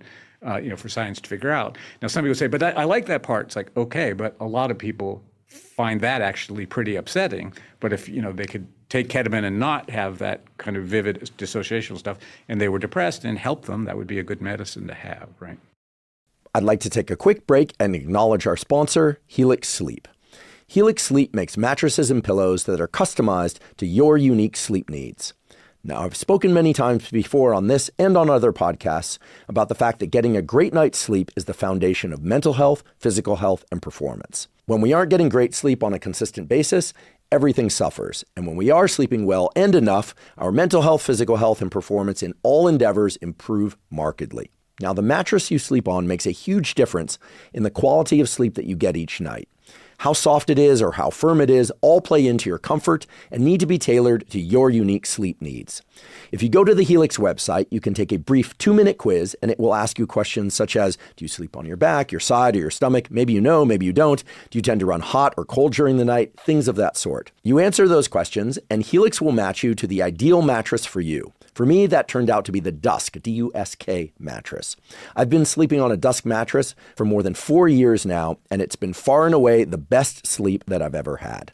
If you'd like to try Helix, you can go to helixsleep.com/Huberman, take that 2-minute sleep quiz, and Helix will match you to a mattress that's customized for you. Right now, Helix is giving up to 27% off their entire site. Helix has also teamed up with TrueMed, which allows you to use your HSA, FSA dollars to shop Helix's award-winning mattresses. Again, that's helixsleep.com/Huberman to get up to 27% off. SSRIs, selective serotonin reuptake inhibitors, and all the other antidepressants have gotten kind of a bad rap in recent years. There's the idea that all the school shooters were on SSRIs, whether or not that can be separated from the data on how many kids are on SSRIs, you'll tell us. Talk therapy, SSRIs, and other prescription antidepressants, psilocybin, and any psychedelic for the treatment of depression, and on, all funnel into brain plasticity. If I sit in your office and I tell you what's bothering me and you give me insights and over time I work with that, and I get better, it's the consequence of brain plasticity. So I think of all of these things, whether or not pharmacologic or talk therapy or a combination of both. Or TMS. Or TMS, transcranial magnetic stimulation. Thank you. Yeah, it's all about rewiring brain circuits. And so it's not about the psychedelic experience. Where I get frustrated is when people say, oh, these things open plasticity. I think to myself, oh my God, somebody who studied plasticity, David Hubel and Torrance and Weasel, who essentially got the Nobel Prize for it, were my scientific great-grandparents. Like they would be, I think Torrance's still alive, but David would be rolling over in his grave or, no, you don't want to open plasticity because it can go in any direction. You want directed plasticity. And so while talk therapy is slower, while TMS might be slower, plasticity needs to be funneled. It just can't be, let's just open plasticity. And I think people are very intrigued by the idea of just opening plasticity as if that's going to solve the issue. Plasticity, which we have naturally the most when we're young, is absolutely a two-edged sword. So, if you try to learn, French at my age, it's just really, really hard, to pick up that new habit. Whereas if you, grow up speaking it, or you try to learn as a psychological teenager, you're going to have much more capacity to get it and retain it. That's true. It's also true that if you start smoking cigarettes in my age, you probably will not get addicted. And if you start smoking cigarettes when you're 13, you almost certainly will. Is that true? Yes. Same thing. Plasticity. Almost all addictions start when people are young. And you can think of it as a learned, it's maladaptive learning, but it is learning, that you acquire those things and you stay all the way through. It's why, sometimes older people, I can remember getting mad, like shows they got canceled and people were watching them. I remember the show because my parents watched it, Dr. Quinn, Medicine Woman. Well, why? Because old people watched it. And advertisers don't want to pay for old people. The advertisers want young people. Lifetime users. That's right. And to instill those habits when people are young is how you get them to do it for 50 years. Mm-hmm. You can't really persuade many people my age to start eating Cheerios or Frosted Flakes or whatever, but you start it when people are young. And that just underscores the point you're making of plasticity isn't good or bad. It's this capacity the brain has, and it can be used in very different ways. Maybe it explains why, despite some minimal effort, I can't get addicted to TikTok. It's aversive to me, thank goodness. But maybe if you'd started when you were 13, it didn't exist then. But if it did, you might have found it far more engaging and picked up that habit. Chances are, based on what I observe and knowing myself. You mentioned ketamine. Ketamine's an interesting one. Not a psychedelic, dissociative anesthetic, has some proven benefit for depression, although maybe transient, but high abuse potential. And here in Los Angeles, not 6 months goes by without hearing about some famous person dying of ketamine, which means that a lot more non-famous people are dying of ketamine and we're not hearing about it. That's a good point. Yeah, and I don't know if you can post articles, but we did a review, Todd Corsi and some other colleagues, of the potential therapeutic effect of this whole drugs. And the thing about ketamine that struck me, yes, it is FDA approved for treatment-resistant depression, so it is approved. There's a lot of negative trials for depression. it didn't vault over the efficacy thing. It cleared it. There are some positive trials, and I can say I know a couple people who judgment I trust said it was very, very valuable to them in a deep depression. But I didn't view it as quite the knockout I thought it was going to be before I read all these studies. And then you do have that problem. It is addictive. It also, and so we have a lot of people getting addicted, and then also the bladder, damage you get from it. You get young people with, sort of, 60-year-old bladders from ketamine. And like that is, most urologists have seen this now. It's like, why is someone at 25 coming in with this? It's like because their bladder's been damaged by ketamine. So those are significant, side effects. So would not be the thing I would jump to. If I had treatment-resistant depression, which has got to be said is a terribly, challenging, condition to deal with, I'd be far more likely to actually do the SAINT protocol that Nolan Williams developed with RTMS, because the effects of that for treatment-resistant depression are so much clearer in my view, and the downsides are, as far as I can see, virtually nil. Thanks for bringing it up again. TMS, transcranial magnetic stimulation, is a non-invasive brain stimulation that can either activate or decrease neural activity in specific brain areas. Right. Very good data on this. How soon will that be available to folks in all parts of the country and the world? In our country, RTMS for depression is approved, and so you can get it, at clinics that have this technology. These are big, expensive machines, so I'm sure there's lots of places where they're not local. It's covered.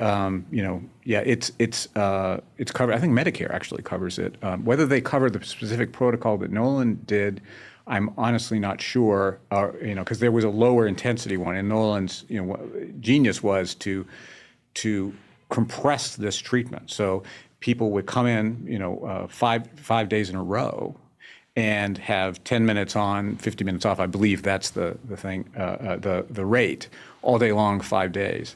And with a theta burst setting for the RTMS, and I've seen some people's lives just absolutely changed by that. And you can see as trial. It's a trial. It's a good trial. Unlike with psychedelics, you really can fool people that they're getting RTMS. It's always tough to interpret psychedelic because everybody knows when they've gotten a psychedelic drug. The people in the control experiment know they're in the control experiment. That's correct, but not true in RTMS. You can put these coils on the head. I've actually tried it, and it feels like something's happening, and it's just a sham. And when you ask people in the end, guess which condition they're in, they can't guess. So this is really some good science, and that's where I would go next if I would look at it. SAINT protocol is the name of it. Maybe we can. I don't know if we can put. Yeah, we have links. We'll put links to any papers, Terrific. any outlets. I hear from a lot of people with depression issues. People have become very wary of SSRIs because of the side effect profiles. Probably also because of what they've heard.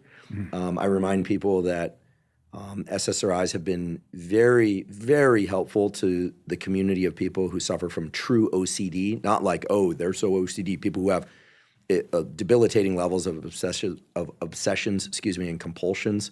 So I don't like to demonize any compound. No, we shouldn't do that. There's lots of people who benefit from SSRIs. There's no question. Yeah, but maybe TMS would be something where people would want to explore. But as long as we're on SSRIs, do SSRIs make people shoot other people or themselves? No, I don't believe that the mass shooting thing. It doesn't fit the data where mass shootings are. There was just a mass shooting in Australia. I think that is so rare that you see these in developed countries other than the United States. That was their first mass shooting in 30 years. There's plenty of people take SSRIs in Australia. Why weren't there mass shootings? Europe, many people take SSRIs. They don't have the level of mass shootings. So I don't think that is the explanatory variable. I think the explanatory variable is that it's extremely easy to get high-powered weaponry in our country, and it's harder pretty much in the rest of the developed world.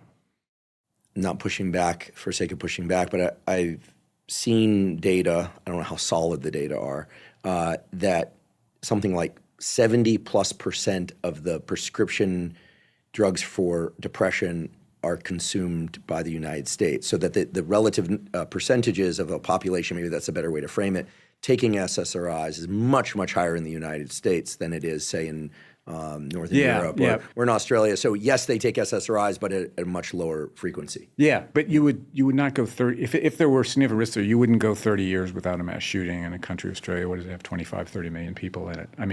Even at a lower rate, there would be, the disparity is so huge in where mass shootings occur that's just not going to be the likely explanatory variable. What about suicides? There is some worry about adolescents on SSRIs. This has been a really hard-fought, debated issue for years, and it's tough because Depression, of course, raises suicide risk, right? So by definition, if someone's getting an SSRI, they already have some risk present.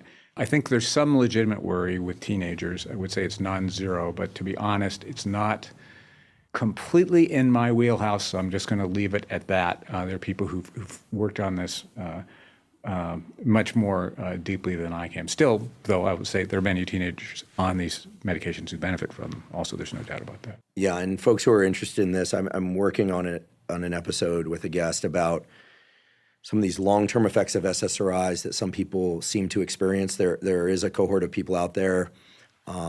This is one of the great things about the internet, who have rallied together and saying, hey, we have the same constellation of symptoms.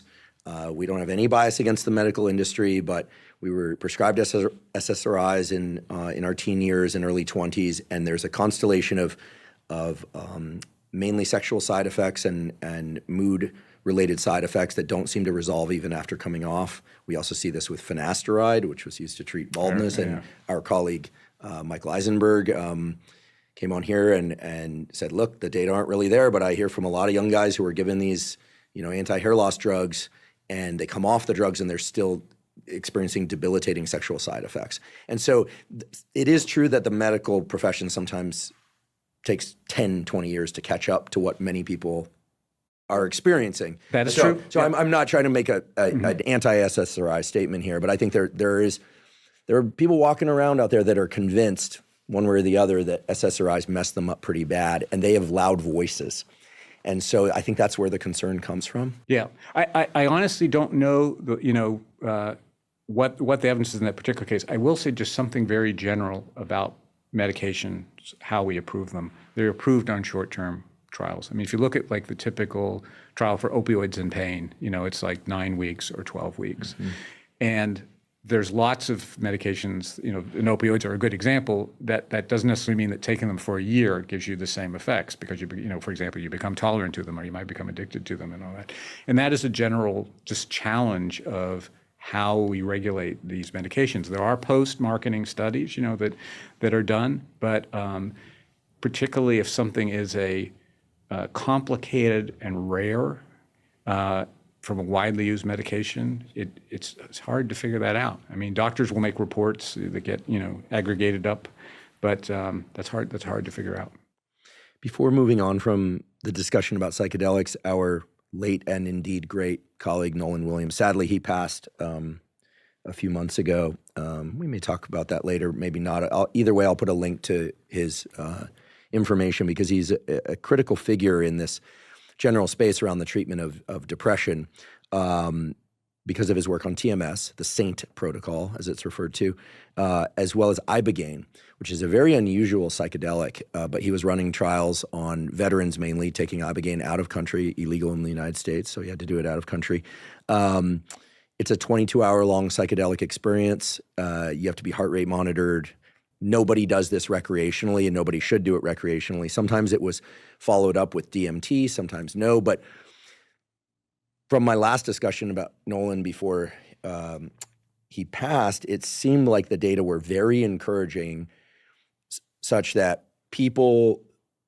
veterans who had PTSD and or addiction issues would do Ibogaine once under this intense supervision, sometimes followed by DMT, and would experience a total remission of everything bad, frankly. They're back to life. And it was pretty striking, at least the way it was being described. So much so that I was anticipating that Ibogaine would be the first FDA-approved psychedelic, in part because it's not the kind of thing you can just do hanging around with your friends, and you wouldn't want to. It involves a lot of scary experiences in there that one works through.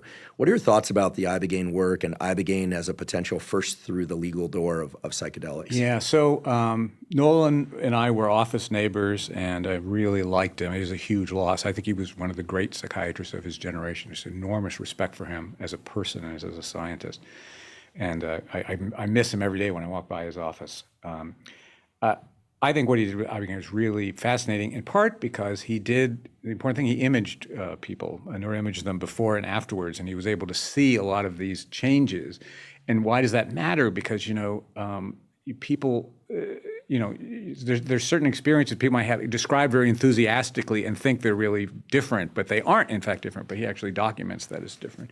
So I think was really groundbreaking, and it's sad he's not going to get to continue that work. The thing you say is that this is an open label trial with no control group. So that's what we have so far. So that now the thing is to do a proper trial, and see. There is a lot also of sort of ceremony around this. It's sort of like, as a colleague might describe it, it's like the final mission for the soldiers. They go down to Mexico, they do this. There's a lot of camaraderie. There's a lot of other good stuff packed around it. And so, is that part of the therapeutic experience, or is it entirely a chemical experience? That's the thing you would find out in a trial. You would have sort of, you do all that other stuff, but you wouldn't have the Ibogaine at the end. And absolutely worth studying. And newer hands will have to pick this up, but I really hope people will. Yeah, I'm very curious as to where that work is going to go now, because it really was Nolan spearheading that work. But there are people who are working hard to keep it, going forward. Stimulants. I'm a heavy caffeine user. Okay. My caffeine tolerance is insanely high. Uh-huh. I mean, people have teased me online. There's no way that's true. 800 milligrams a day of caffeine, child's play. Meaning, when I was a kid, I've got a photograph of me drinking yerba mate, my father's Argentine, out the gourd, which is fairly stimulatory, although nice, even, flat ride. You can tell I like stimulants by the way I talk about them. When I was 3 or 4 years old, 800 milligrams of caffeine, no big deal. A gram of caffeine a day, that's kind of like where I'm nearing my limit. I can drink caffeine all day long. I stop around 2 p.m. so I can sleep well. Not a problem. I think 90% of the world uses caffeine. Adult world uses caffeine. Is caffeine, I'm asking this for my own reasons, is caffeine addictive? Is it dangerously addictive? It makes me more productive. I love life on caffeine. I can handle life without caffeine if I have a flu or cold. Otherwise, I'm not interested in finding out what life without caffeine is like. I'm probably the worst person to answer this because I love coffee. And as I like to say, I don't have a problem with coffee. If I had to choose between coffee and my children, I can make that decision. Sure. But I would really miss them. Got me with that one. I knew that was an okay joke to say because my sons laughed when I told it to them. But yeah, it's a stimulant, so it's rewarding and it is potentially addictive. But so what would you see if someone were addicted? Someone come in and says, "I'm drinking so much, I'm retching, I'm having shooting stomach pains, I can't sleep." I said, "Are you going to stop?" And if I've actually never met in way, but perhaps there are some people who say, "No, I can't seem to stop using it." It's like, okay, that would be addictive. But I've never met a true what I consider a coffee addict. Person, because it's not that intense of a stimulant, and the things you can GI symptoms, things like that would be the main thing, or jitteriness and sleeplessness. But almost everybody who experiences those seems to quit. Or at least everyone I've met seems to quit. More generally on stimulants, I have to say this is the biggest disappointment of my career. In the addiction field, I started my career in the late '80s and going into in the Lower East Side of Detroit, which was very rough. Crack cocaine was everywhere. And the treatment offering to people who were addicted to crack cocaine then in the late 80s is not very different from what it is today, which is almost 40 years later. No pharmacotherapy at all.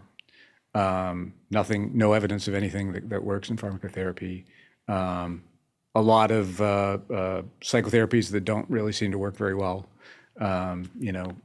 And groups and stuff like that, which have sort of like very at most modest effects. I'm talking about therapy groups.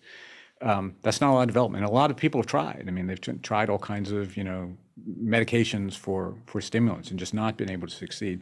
The only thing that seems to work is contingency management, which are these things where Steve Higgins, I think, was the first person to do this, where he showed against the idea that people have no control on addiction, which is in fact rare. They have impaired control, but not no control.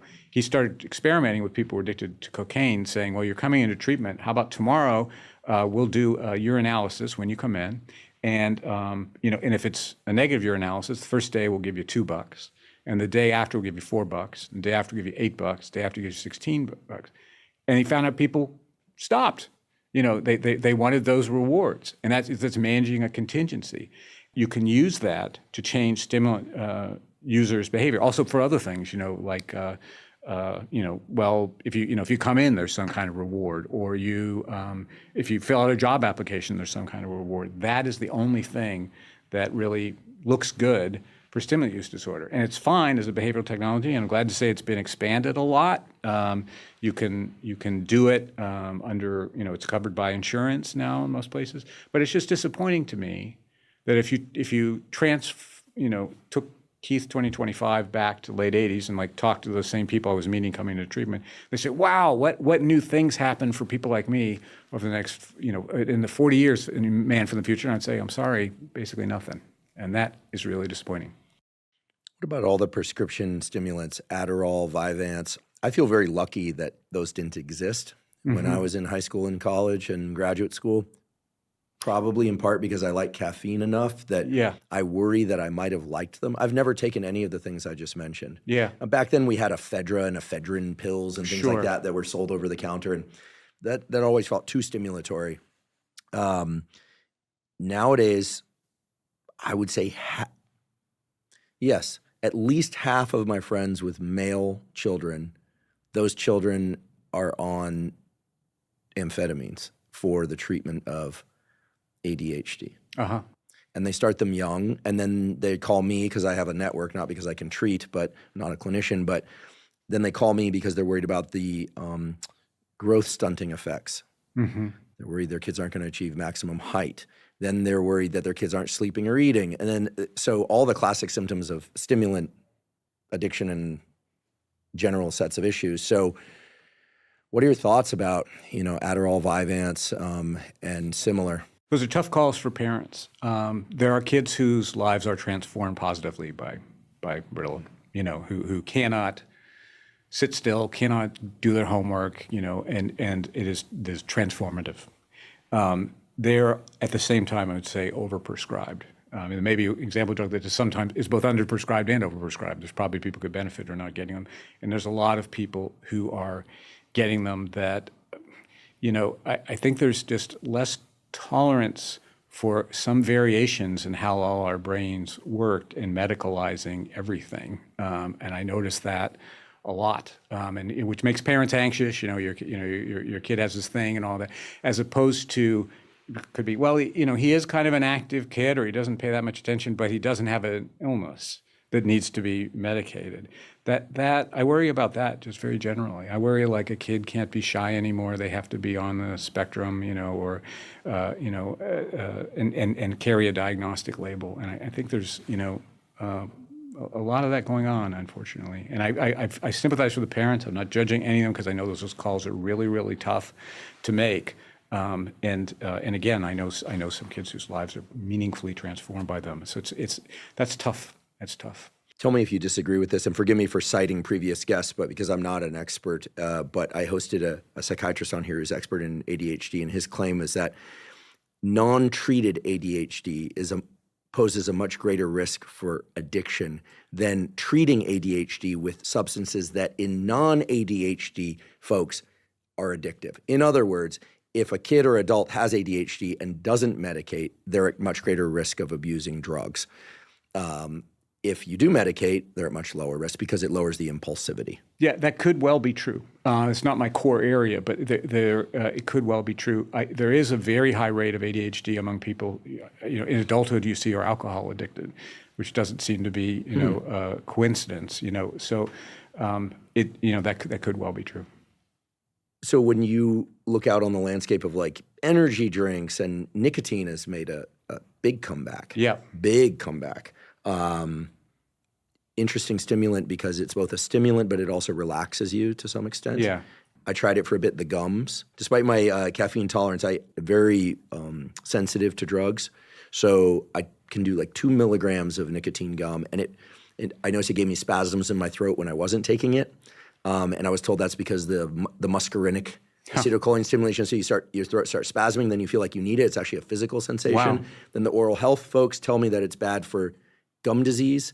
And the skin folks, this always gets typically women, but here in LA, men and women, it definitely ages skin faster because of the vasoconstriction in the skin. So it makes you look older even though you're not smoking it, the oral nicotine. But here I just have to pepper with what I've heard. We have a Nobel Prize winning colleague, I'll just name him, it's Richard Axel at Columbia, who told me long ago and many times, nicotine is protective against Parkinson's and Alzheimer's, which is why he did chew tons of Nicorette per day. So what's the deal? Nicotine seems like it has some benefits. It might make you look older. Maybe you need to take better care of your teeth. It's a stimulant, but highly habit forming and addictive. So what's your view on nicotine as an industry and as a substance? Yeah, I mean, it's a poison. If you consumed all the nicotine in a carton of cigarettes, it would kill you. I mean, that's remarkable that it is so popular because of that. It is exactly the reason you say. It's both. I feel sharper, and then I feel relaxed at the same time. I think a lot of people who use it are mistaking the treatment of withdrawal for a drug benefit. Can you elaborate on Yeah, that? sure. So like let's say you smoke, when you sleep, obviously you're not smoking and the nicotine blood level goes down and you wake up, feel jittery and jangly and all that, and you have your first cigarette, it feels great because but that doesn't mean, wow, cigarettes are really good for you. Look, you smoke and you feel really good. What you're doing is just the withdrawal that makes you agitated and angry and annoying goes away. And you attribute that, well, it's the use of the nicotine. But, it could just be you are dependent on this drug, and what you actually need to do is persist through the days where you will feel cognitively sludgy and maybe a little bit keyed up and all that. But then, once you go through the withdrawal, you won't need it to get to that point. I think there's a lot of people like that. That happens with cannabis a lot too. I mean, a lot of people say, I can't sleep without it. It's like, yeah, well, one sign of cannabis withdrawal is sleeplessness. So are you sure that you've got like a sleep disorder that you're treating and not that you basically just are trapped in a cycle of withdrawal and medicating withdrawal? Happens to opioids too is another example. People think my pain's coming back and it's like my injury. It's like, well, could be, but it could also be you're dependent on opioids. What's your advice to those people to ride it out? There are treatments that can make, withdrawal easier from different types of drugs. But yeah, I mean, if you can get past that point, you could be free of using it at all. And wouldn't that be nice to do? It's definitely worth running the experiment. I'd like to take a quick break and acknowledge one of our sponsors, LMNT. LMNT is an electrolyte drink that has everything you need and nothing you don't. That means the electrolytes, sodium, magnesium, and potassium, all in the correct ratios, but no sugar. Proper hydration is critical for brain and body function. Even a slight degree of dehydration can diminish your cognitive and physical performance. It's also important that you get adequate electrolytes. The electrolytes, sodium, magnesium, and potassium, are vital for the functioning of all cells in your body, especially your neurons or your nerve cells. Drinking LMNT makes it very easy to ensure that you're getting adequate hydration and adequate electrolytes. My days tend to start really fast, meaning I have to jump right into work or right into exercise. So to make sure that I'm hydrated and I have sufficient electrolytes, when I first wake up in the morning, I drink 16 to 32 ounces of water with an LMNT packet dissolved in it. I also drink LMNT dissolved in water during any kind of physical exercise that I'm doing, especially on hot days when I'm sweating a lot and losing water and electrolytes. LMNT has a bunch of great tasting flavors. In fact, I love them all. I love the watermelon, the raspberry, the citrus, and I really love the lemonade flavor. So if you'd like to try LMNT, you can go to drinkelement.com/Huberman to claim a free LMNT sample pack with any purchase. Again, that's drinkelement.com/Huberman to claim a free sample pack. I'm certain a lot of people, including me, are interested in how to avoid getting addicted to things and how to get over addiction to different things. And I'm very curious as to whether or not the field of addiction treatment has started to parse early, middle stage, and kind of late stage addiction, or whether or not it's all just considered addiction. Like, for instance, a number of people now are suspecting that they might be addicted to social media or their phone or texting or something electronic. They are suspecting that they might be too dependent on food.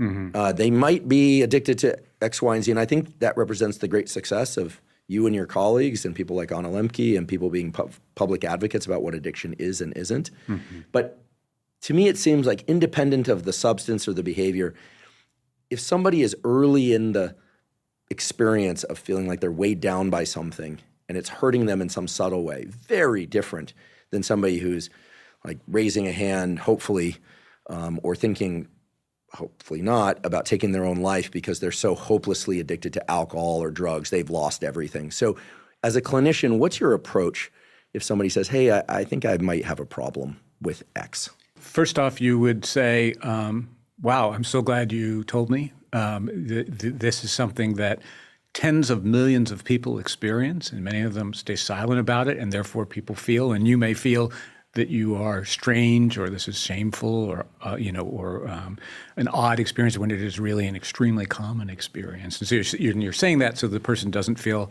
embarrassed and they feel comfortable, talking about it. The other thing is convey optimism. There are probably, surveys give something like 24 million Americans are in recovery. We just don't notice them because someone in recovery looks like anybody else. We notice them when they're actively addicted, but not when they're in recovery because they sort of returned and they just look like, oh, that's just a school teacher, that's an accountant, that's a police officer, whatever. But that there's a lot of reason for rational hope.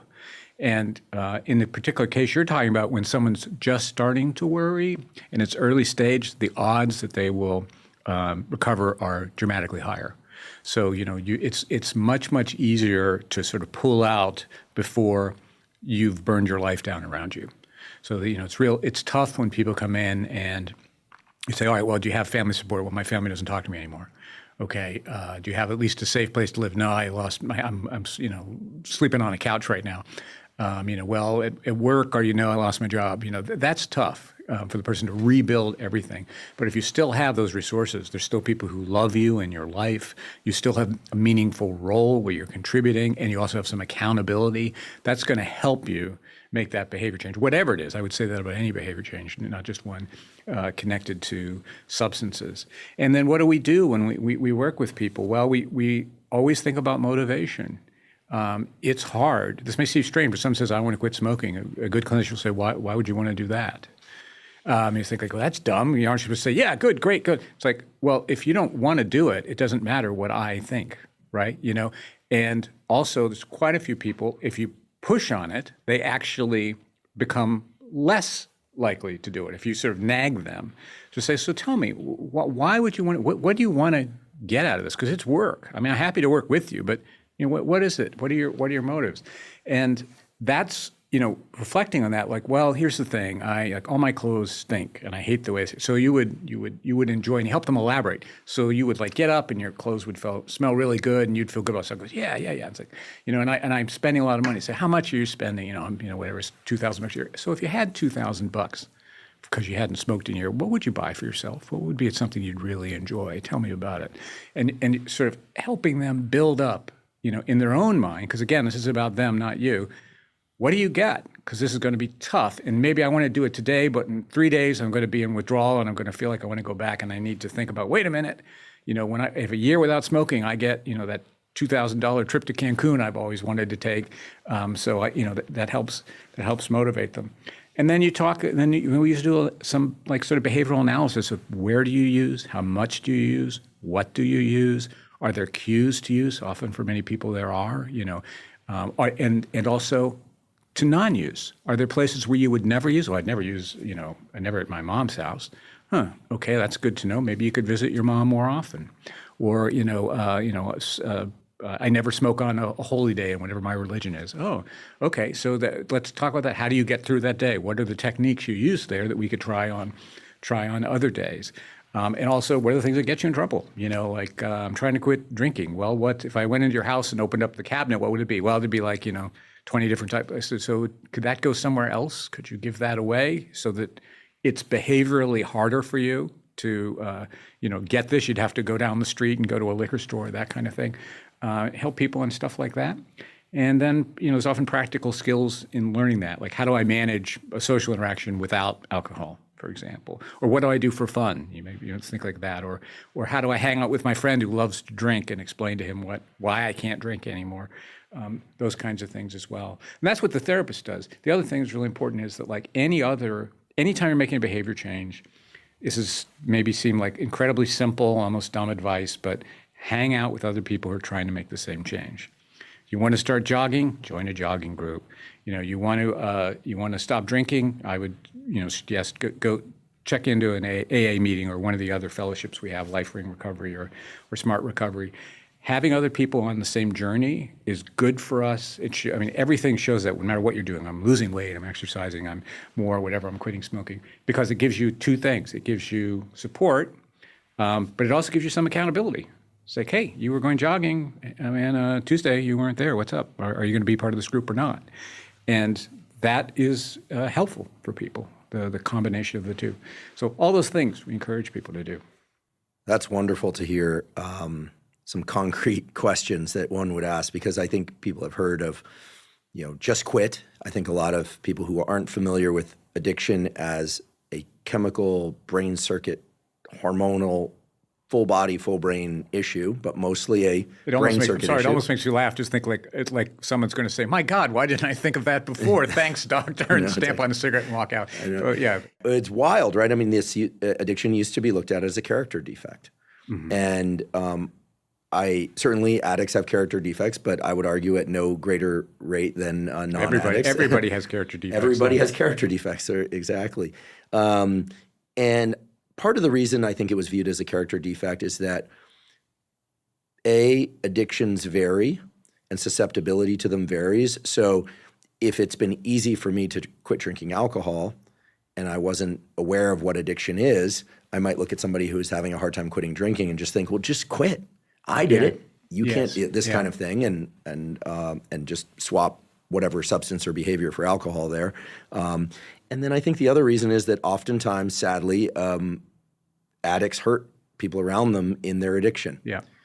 This is, they lose money that wasn't theirs. They harm themselves or others in psychologically or physically. And I mean, I know drug addicts that it had to come down to their kid getting into their drugs and almost dying before they finally quit. And even at that time, they were concerned that they might not be able to quit, even though they adore their children and wife. Yeah. Fortunately, that person is still sober some years later, but it's like you can imagine from the outside, you can come up with some pretty good character defect arguments when you observe that kind of thing.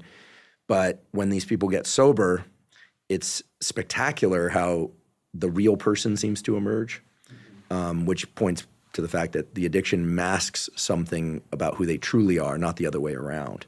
I don't agree with that. And I think you're right that a lot of the explanations from addiction come from people who are hurt and angry, with good reason. They had an addicted parent, and that was hard for them, or their marriage is disintegrating, and so they're mad, and they're gonna have a certain amount of venom in how they explain this, sort of understandably. And in addiction, people do things they would not otherwise do. I mean, like you're saying, lying about lots of things that there's no, they normally wouldn't lie about. Like, I promise I'll show up to the baseball game and watch you play your game, or I'm going to save up some money and we're going to get that, the plumbing fixed, but I'm actually spending on drugs, those types of things. And, that hurts people. And it's very important to acknowledge that, because sometimes the language about the message that sometimes government, public health people have given about addiction as a disease sounds scolding to people who have been harmed by addicted people. Like I'm saying, we don't feel sorry for you. We feel sorry for this person. They're ill. And, it's almost like, how dare you be angry at your mother? She was ill. It wasn't her fault. It's like, it still hurts. It doesn't, if someone who has dementia, goes on an angry rant and says a lot of nasty things, it still hurts. It's still scary. The fact that it's a disease doesn't change your experience, as a person. And so I'm always trying in public messaging to acknowledge that the pain is enormous. It's really tough to live with an addicted person. It's hard. It's a complicated problem from a public health and just psychologically. I mean, we're in the wake right now of the Robert Reiner and his wife being killed by stabbing, which seems additionally violent and horrible, by their son, it seems. He's been charged anyway, who was an addict. And the photos of him that are going up make him look quite angry and deranged, frankly. It's going to be interesting to see how that shapes people's views of addicts and addiction, and the fact that he was supported by his parents for a long time in that addiction. They even made a movie together, which wasn't a very good movie, and everyone knew it. It was sort of like, it felt like a desperate attempt to rescue his son through his profession, and it just descended as tragically as it possibly could. And then we have this homeless, quote-unquote homeless problem, which is perhaps also an addiction issue. In part, yes. In part. Thanks for mentioning that addicts are in pain, but the people around them are in a lot of pain also. Be interesting if in the future addiction could be framed as like a context as opposed to like a person, but it's hard to separate the behavior from the person. That's right. If you grow up with an addicted parent as a kid, you won't understand all that anyway, right? You just know, like, you're wanting love and attention and you're not getting it. And that's a very common experience to grow up with an addicted parent. And that can generate lifelong negative feelings about it to people. And again, I say understandably, even if you do eventually come to the view that, dad had a disease or mom had a disease, you still didn't get what you wanted at the time. And so there'll be, grief and sadness about that. Asking why would you want to quit? Yeah. It's a very interesting question. Seems strange, doesn't it? Yeah, and I want to talk for a moment about the carrots and the sticks. The sticks are kind of obvious in most cases. Well, if I wasn't smoking, I wouldn't have to pay for cigarettes. I wouldn't smell bad. I wouldn't cough so much. The carrots are often a little more cryptic and probably harder for people to think about, for the addict to think about, if they're very far into their addiction. Recently, I've observed some spectacularly enormous, frankly, weight loss achievements of some famous people. Country music singer Jelly Roll, forgive me, that's his name. I didn't nickname him that. That was his name. He was a giant man. He was like close to in excess of like 400 pounds or something. Lost over 300 pounds, and he's a transformed human being. The way he talks about what he's doing, he's running 5Ks and half marathons. I mean, he's a completely different person. And but for somebody who's still stuck in the very large body, they can't imagine those carrots because they've never really lived in them. And so how do you make a carrot motivation, a positive motivation, feel real for a patient in a way that it can really pull them forward as opposed to just all the stuff that they're not going to feel? Because you have to be pretty close to losing it all for the sticks to really matter. Yeah. So all people to some extent, discount future rewards to some, so we buy the $5 latte instead of putting it in our retirement, even though if we did that every day, we would have $1 million, when we were 65. Right?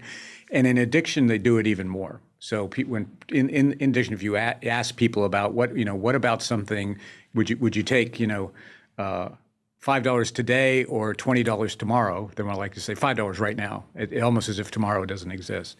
So this really is a problem, and you can't really say to people, if you get in recovery after like 5 years, you're probably I bet you'll meet a nice person and you'll get married and settle down, and then you'll go back to school and get jobs. Like that's all like fantasy camp kinds of stuff, right? So you have to. It's okay to have those long-term goals. Sometimes those are very motivating, but you want to focus on things that are immediate, because that's the world they're living in, a world of immediacy. That, for example, you will have more money every day. You will not, if you're using an illegal drug, your risk of arrest will drop to zero immediately once you stop engaging in these transactions. You will feel physically better, very, very quickly than you feel right now. And, social reinforcement really matters too. This is one of the geniuses of the people who developed the 12-step fellowships, the fact that you get literal status by how many days you have not, or years you have not used the substance, and you get, respect. And we care about those things for very good reasons. They've been central to the survival of the species. I've always thought it was clever of AA to have the 1 day at a time concept, which just maybe seems like hokey, like a slogan, but you can't suddenly quit drinking for the rest of your life. It's not here yet, right? And that just seems inconceivable. But can you not drink today and go to a meeting and get some reward for that? Yeah, you can probably do that. And so just do that every day, and then you will have 30 years eventually. But you don't have to wait for all those rewards, because it's very, very, very few people can do that. And of the ones who really can, they're probably not very prone to addiction. People who think that far ahead all the time and have extremely high self-control, so they'd be less likely. And what about the addictions where people either believe or it's actually true that it helps them be more functional in other areas of their life? Less social anxiety with 2 or 3 drinks. Taking prescription stimulant and you can get your work done. Maybe they are true ADHD, but, not revealing anything, that isn't already known. I mean, stimulants raise levels of alertness. Alertness is a prerequisite for focus, and you're out the gate, whether it's caffeine or people who are taking, and I think even on our dear Stanford campus, I would bet that there are students who are not prescribed Adderall, Vyvanse, and other stimulants that take them in order to get work done. It's a very competitive place, and they're driven, and no one wants to feel tired when you got work to do. So this is also part of when you look at motivation. So some people think what you do is you say, drugs are bad, look at all these things it's ruining you, it does this, it's hurting you this way, that way, this way. In effect, you're kind of telling the person they're an idiot, right? If you actually do that. So you get them to articulate, well, clearly you like some things about it. What are they?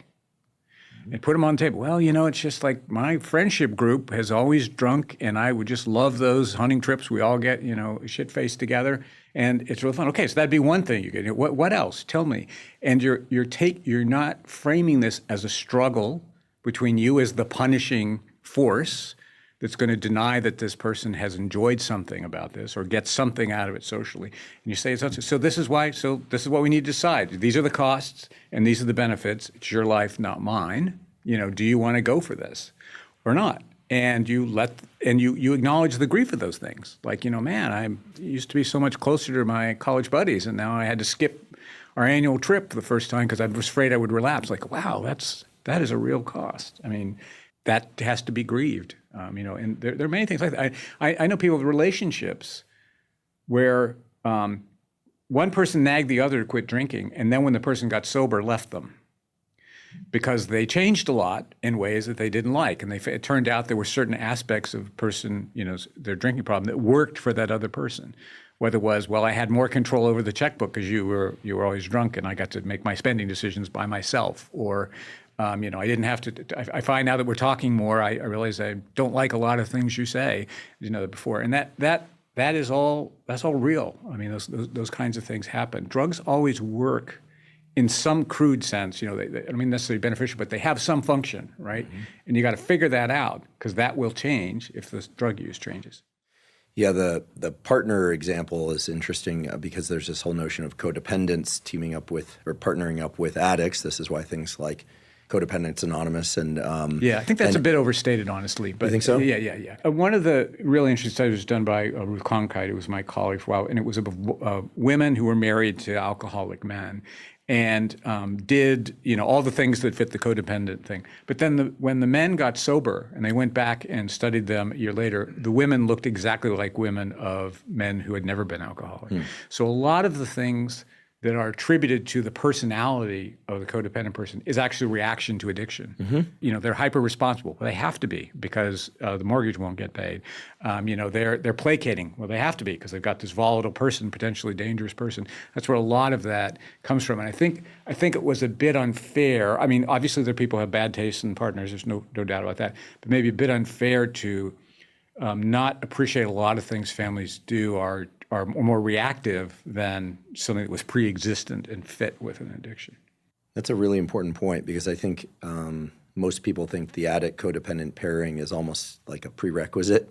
And it actually reminds me of this whole literature, which I think is an important literature that became popular about, avoidant attachment versus anxious attachment, and this idea that people always pair up along these dimensions. But the studies that have been carried out subsequent to those naming categories is that put each of those people in a different context and they behave very differently. And so we're more plastic in our psychologies in our romantic pairings than perhaps we assume. And it's also true that there are people who 10 years into addiction find they're not married to the person they married, because that person has changed an awful lot. So maybe they were originally pretty social, pretty competent, pretty honest, and then after 10 years of heroin use or whatever, they are none of those things. Mm-hmm. And it feels like to the marriage person, like this is just not the person I married in the first place. That's why we don't match, not because I picked the wrong person, but that person changed. Yeah. In keeping with that and the original question, which was different stages of addiction perhaps requiring different approaches, there's this idea, perhaps, trying to remove my neuroscientist lens here, but I believe, I'll just be open about this, I believe that at some point, if you use certain substances long enough, the brain is changed significantly enough that the opportunity for recovery is different depending on whether or not you go to a meeting, which certainly works for, let's just say, all of the addictions early on, probably most of them in the middle. But I know a few ex-heroin addicts. They're different. They're still different even though they're sober. I knew them before. Now it's not a perfect experiment because there was time, et cetera. But we know that certain drugs actually kill neurons. Certain drugs rewire the reward circuitry, and the person is different. It's not to say that they shouldn't quit. They should. But it's harder to imagine sitting down with someone who's been using heroin or methamphetamines for a number of years and say, all right, let's think about how you're losing. Let's see what you could win in this circumstance. I mean, I hope that's the case, but it seems like they're rewired. They're a different beast. Yeah, well, that is fundamental to the understanding of the disorder. That is a change in the brain. And there's, you can call it disease, you can call it disorder. I often think of it as deeply maladaptive learning. I'm like that rat who really, really believes the most important next thing for me to do is to consume this powder. And when I'm ignoring all the things that I'm evolved to do instead. So it's definitely true. You see these changes and you can observe them in the brain. And it's amazing. You can even predict things that the person can't even report on. So we did some work, myself, Claudia Padula, Brian Knudsen, Kelly McNiven, up at the VA in Menlo Park, of people who were in a residential program addicted to methamphetamine, all of them off methamphetamine while they're in the residential thing, and then giving them, imaging them, and showing them cues of meth-associated things like the pipe or the powder and all that, and asking them, how much do you like that? What do you feel towards that? Well, independent of that, there's also nucleus accumbens activation that you can see.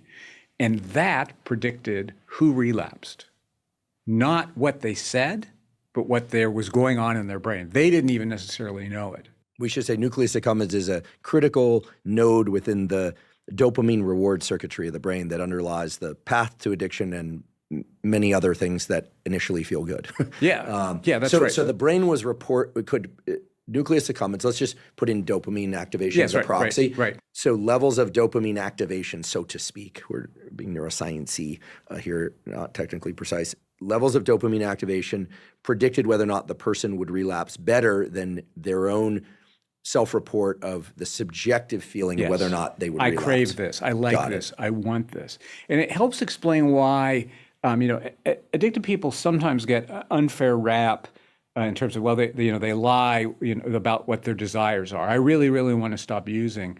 Well, I would assume if they're in a residential program for 28 days, they do, in fact, want to stop using, but they don't have complete insight to what's going on the inside of the brain like anyone else is. So that person, those two people would both say, I really, really want to do this. And one goes out and relapses and the other doesn't. It doesn't necessarily mean the one who relapsed lied. It may just be, I didn't realize how deeply my brain has been changed. And it's pretty hard for me, given the neighborhood I live in, to walk around and see no one using drugs ever, to see no allusions to drugs in TVs or movies, to see no pipes, to see no powders, and I'm going to relapse because I have rewired my reward system.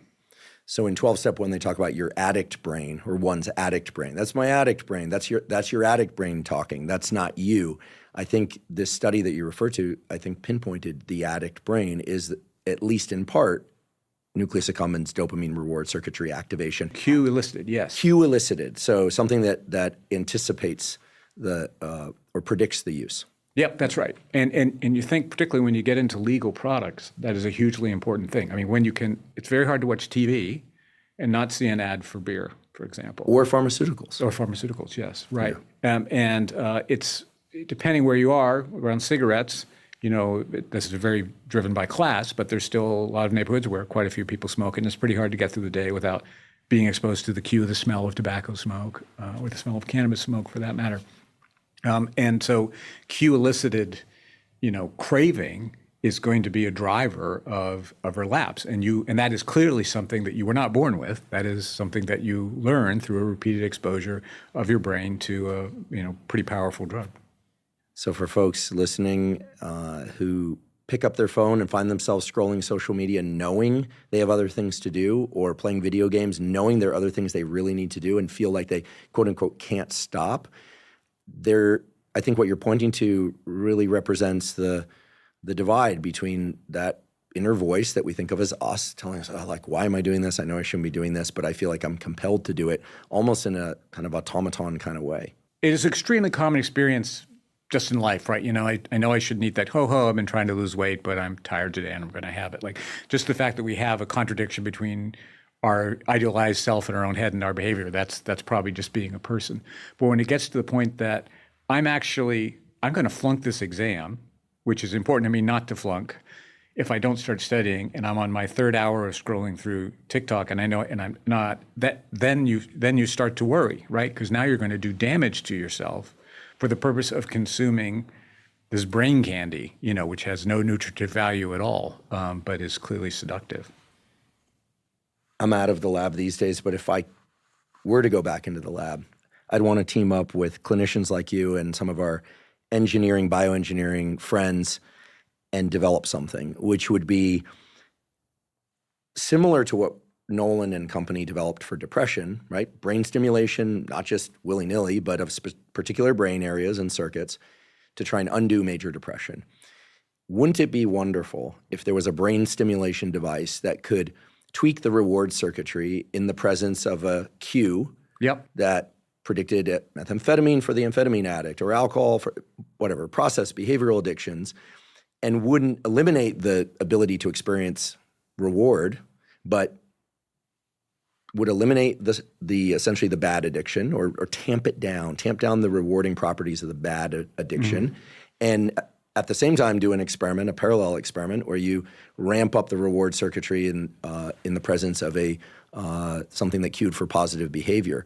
Because I don't think you can just tamp down reward circuitry. This is one of the challenges I have with the, obviously abstinence is going to be critical, but for somebody that has a nucleus accumbens, and we all do, it's going to want to latch onto something. And I've seen so many addicts pivot to the next thing.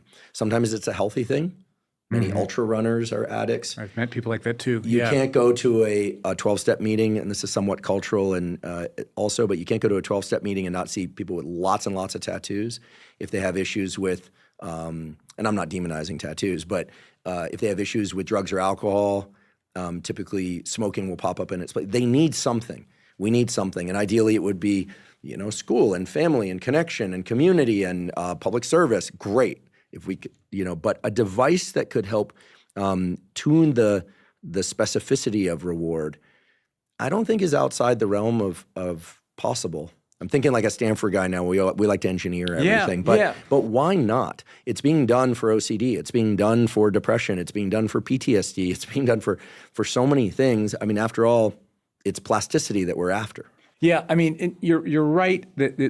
One of the challenges is, addiction is, it's not like it's introduced something new into the body. It's working on the very system we use to negotiate life. It is the thing we use for, learning, acquisition of knowledge, acquisition of skills. So it's not like if we just didn't have that, we would be better off. We wouldn't be better off. We couldn't survive without it. The only neurosurgery patient is at West Virginia University, who had a very uncontrollable addiction and got, I'm not exactly sure the nature of the implant, if it's a stimulating implant. That's happened once. It was covered. People want to read about it. Lenny Bernstein, a friend of mine at Washington Post, interviewed that patient and the team. But I think that is likely that we will see something like that. I suspect we will see more RTMS, transmagnetic stimulation, because it's not so invasive, not so expensive, and not so risky. We're about to start, led by Greg Salem, who's a really good psychiatrist, a multi-site study with RTMS to the dorsolateral prefrontal cortex for people who are cannabis use disorder, addicted to cannabis.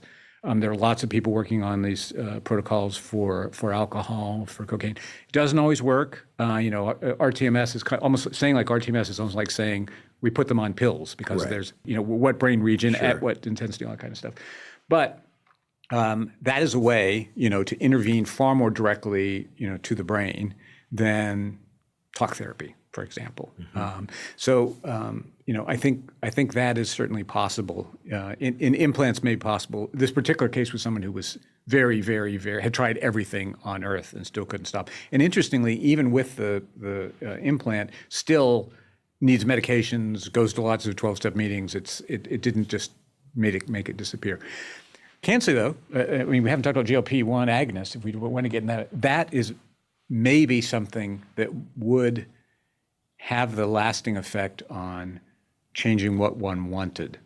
I definitely want to talk about GLP-1s. I think just before we pivot there, okay. When I think about the quote-unquote homeless problem, yes. Living in California, you can't but see this.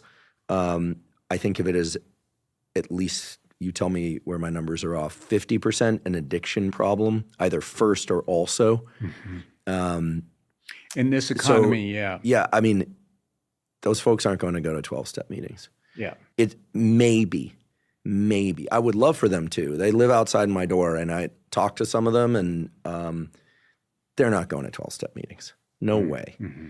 And many of them their brain circuitry is altered. Maybe it was altered before.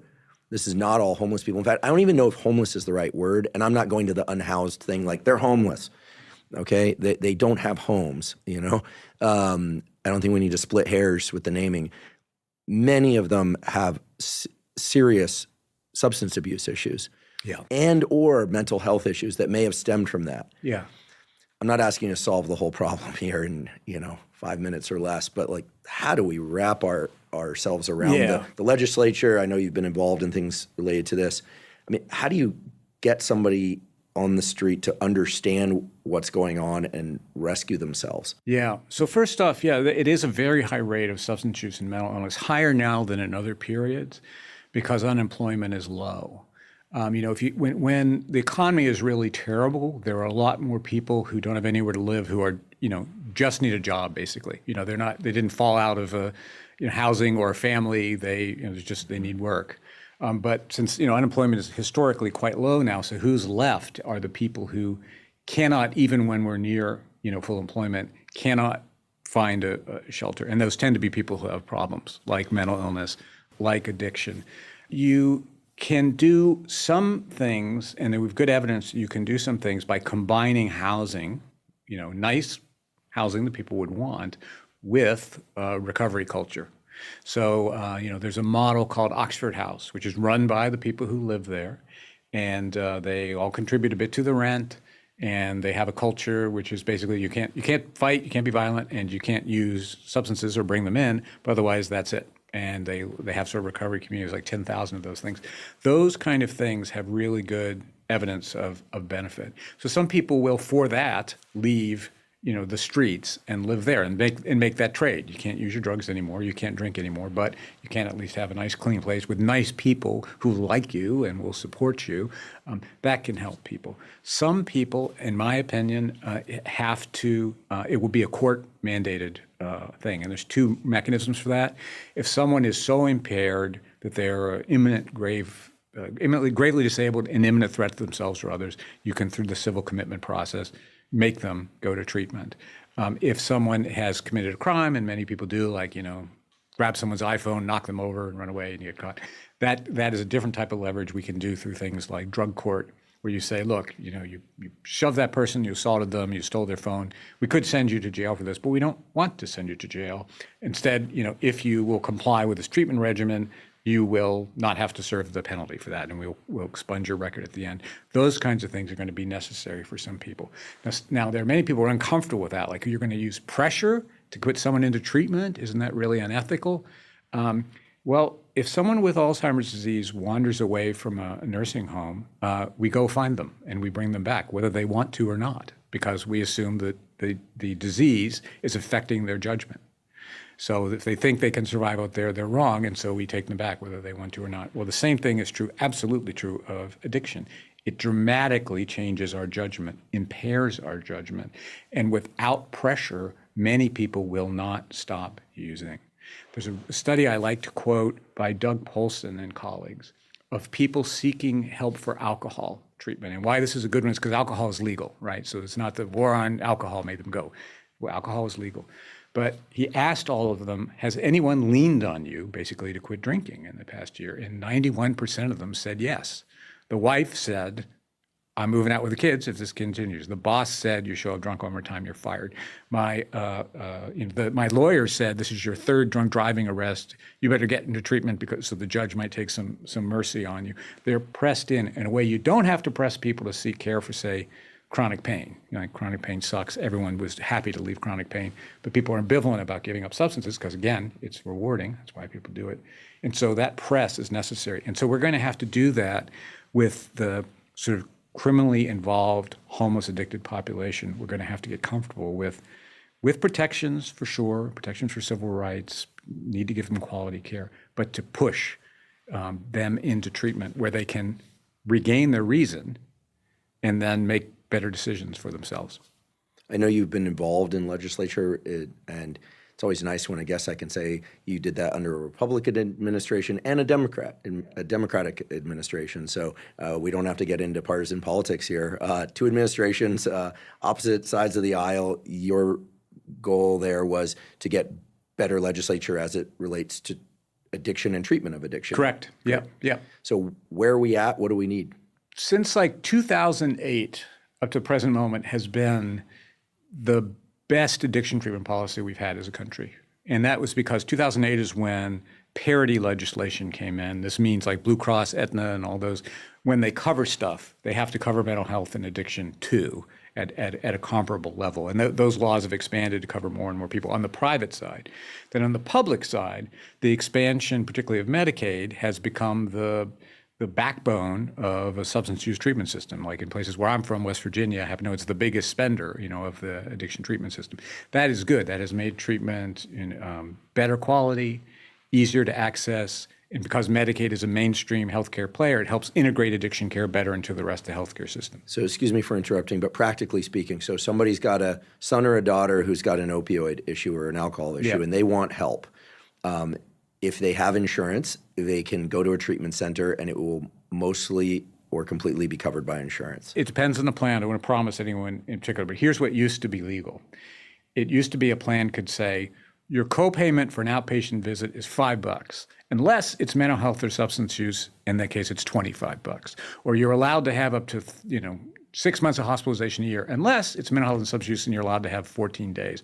Those kinds of things, which made very skimpy benefits, are now illegal in almost all plans. Interesting. So the odds as a mom or dad, when you open up the plan today, that your whatever you got through your work or wherever will give your kids something that they need is just way, way higher than it's ever been before. And that was due to advocacy in changing the law and changing the regulations, because obviously covering care costs money. Insurers don't like to, cover care. They have to, but they also don't want to. And so, keeping the pressure on, they have to follow the law. So in that sense, we're in a better place on the private side. The challenge on the public side will be the contraction of Medicaid. So, the budget bill that was passed this last year takes about $1 trillion roughly out of Medicaid over the coming years. And, a number of people on Medicaid have substance use problems. So how they will get substance use care and other care that they need is not entirely clear. So I'm worried about the impact of that, especially on low-income Americans who are dealing with addiction. What are the options for people without insurance and or who don't want to go to a treatment facility? I'll just be direct about this. What's your opinion? What are the data on 12-step programs? Because 12-step programs have this phenomenal aspect to them, which is they're happening every day and night, online and in person. It is anonymous. Every city, all over the world. If you go to a meeting, you don't like it, you leave, you find a different meeting. You don't have to pay for it. You can donate to support. I mean, there's just so many things about 12-step that make it arguably the most accessible addiction treatment program ever. Yeah. And if anything, it's growing right now. But what are your thoughts? Does it work? Is it a cult? What's the upside? What's the downside? It is not irrelevant that those programs were designed by people who have the problem and therefore understood what it is, what you need when you've got that problem. So I think about this like where I am in Palo Alto. Let's say some engineer wakes up in Palo Alto on a Saturday morning with his 20th or 30th or 40th beastly hangover of the year. And says, what am I doing? I've got a great, I've got this great life. I have this, $200 million one-bedroom condo that I really like. And I'm messing up my life alcohol. Let's call Stanford psychiatry department. Okay, and try to get some help. Well, they're closed on the weekend. You'll get a message. You can then on Monday you can call back, and then you'll get on a waiting list, and eventually you might get in. So for a condition characterized by ambivalence and impulsiveness, I want to quit now. 2 hours later, I don't. That's like this healthcare system's the worst possible design. Whereas, how is AA designed? Be like, I'd like to go to AA. You can go on the AA website, look in the area. Oh my God, there's like 15 meetings today. And not only are there 15 meetings, but there's like a women's meeting, a men's meeting, a spiritual focus meeting, a LGBT meeting, and you can just go. And that moment you have, at this moment I want to change, you can just follow through, and then you can get immediate reward, social reward, for taking positive steps towards it. The treatment system will never be that good at sort of being that accessible. And of course, no health insurance, no paperwork, no pre-approval. That's amazing. Does it actually work when people get there? So I started my career. I didn't really know anything about addiction. My first job, I took it because I was literally flipping burgers, and there was a job that paid another $1 an hour in the medical school where I didn't have to wear a costume, a Wendy's outfit. So that's why I got into the addiction field, and that's the truth. So I didn't know anything about it. And while I was on this job, I met some people who said they were in AA. And I thought they were like the people who get your car battery for you on a cold, that's what I think of when I think of AA, and I didn't know what AA was. And they explained it to me, and I talked to my mentors about it. And my mentors were professors in medicine, and they were very dismissive. They're like, well, they don't have doctors, they don't have medications. It's kind of folk medicine, that kind of, bit of professional snobbery there. But I wasn't so far along in my education that I was incapable of learning. So I thought, well, will you take me? Can I go? And they're like, well, you can't go to a closed meeting, but there are these openings. Okay, because I want to see this. And I was so impressed with just the authenticity and the caring and the warmth and the wisdom. Really just, made me think maybe there is something here. And so I started doing research on it, as a number of other people were at that time. And it just keeps coming out really, really good in studies, And so finally, a few years ago, me, John Kelly, and Marika Ferry did what's called a Cochrane collaboration review. This is the creme de la creme, most rigorous review of evidence in medicine as a method. And looked at all these studies of Alcoholics Anonymous done by different people with different viewpoints in different cities and different countries even. And it came out extremely well relative to very good therapies, like the one I was trained to do, like cognitive behavioral therapy, motivational enhancement therapy. On abstinence outcomes, if you ask, like, do people stop entirely, AA and also 12-step facilitation kinds of counseling to help people get into AA was winning, by 50% higher rates routinely of that. And then when you looked at other outcomes, like did the person at least cut their drinking or reduce the damage of drinking or less dependent or better family, functioning, whatever, it was as good as. And that's amazing for something that's free, and so anyone still left saying AA doesn't work, they really, and often people think there's no evidence. There's a ton of evidence. There's randomized trials all over. There are quasi-experimental studies. There are healthcare utilization studies. It's amazing. And I always say to anybody, whether it's a patient or just a person I care about, if you want to stop drinking, that'd be a place to try. There's really no harm to it, right? If you go to a bad movie, you're out in the evening and $15. You go to a bad AA meeting, you're just out in the evening. It's not like a high risk endeavor to just give it a go. And there are some alternatives too, by the way. There are smaller, but if you live in a area like San Francisco Bay Area where there's more choices, there's also like Smart Recovery and Women for Sobriety and I'm forgetting some of the other names, but choices if you don't like a particular AA model. But that experience of mutual support, people are on the same journey with me. They're further along the same journey and they're doing well. It inspires hope. They've given me useful information. All of that is really potent, and that's why it's survived and thrived as an organization. My 195 countries or something have AA in it. Just want to mention, if people are interested in AA, and it's not like I've been sent here to advocate for AA, but they have Keith mentioned open meetings. If you look up, an open meeting is one that anyone can go to, even if you are not an addict and you're just curious, or you have a different addiction and you want to go to an AA meeting, because the AA meetings tend to be more established and there are more of them than the other letter anonymous meetings, for gambling and other sorts of addiction.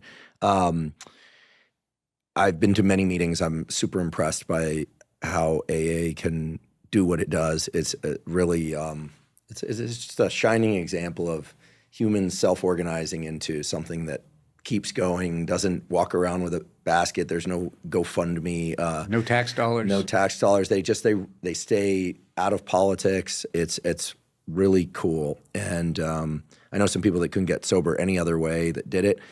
I'm curious what the data are on the other addictions that are treated through the 12-step model. So Narcotics Anonymous, Overeaters Anonymous, Gamblers Anonymous.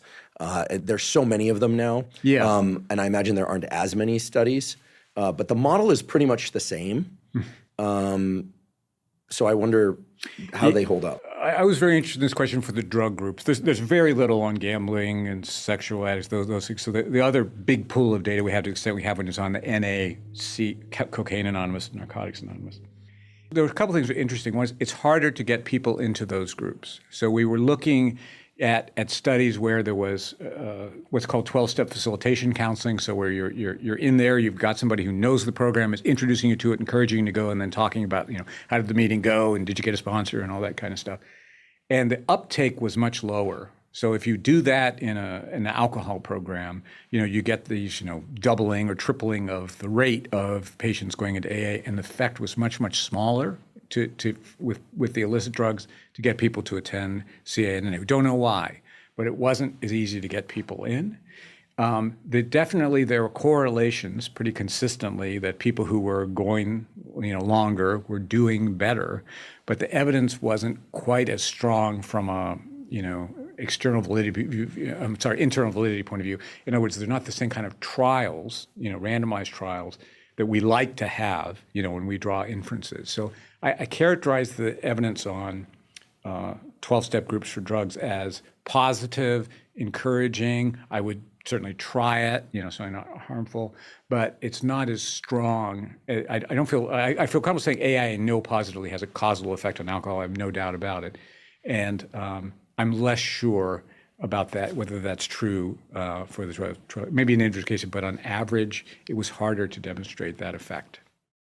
I was being somewhat facetious when I asked whether you think AA is a cult. But one of the reasons why sometimes people will call it a cult is, just going to be very blunt here, is that often, not always, but often enough, I should say, people who get into AA, discover sobriety in the AA community or other 12-step communities will talk a lot about it and how much it's changed their life, and they've got a new set of people they hang out with, and in the name of sobriety, and they and that can be, if it's not handled correctly, it can be seen as somewhat of a separator by people around them.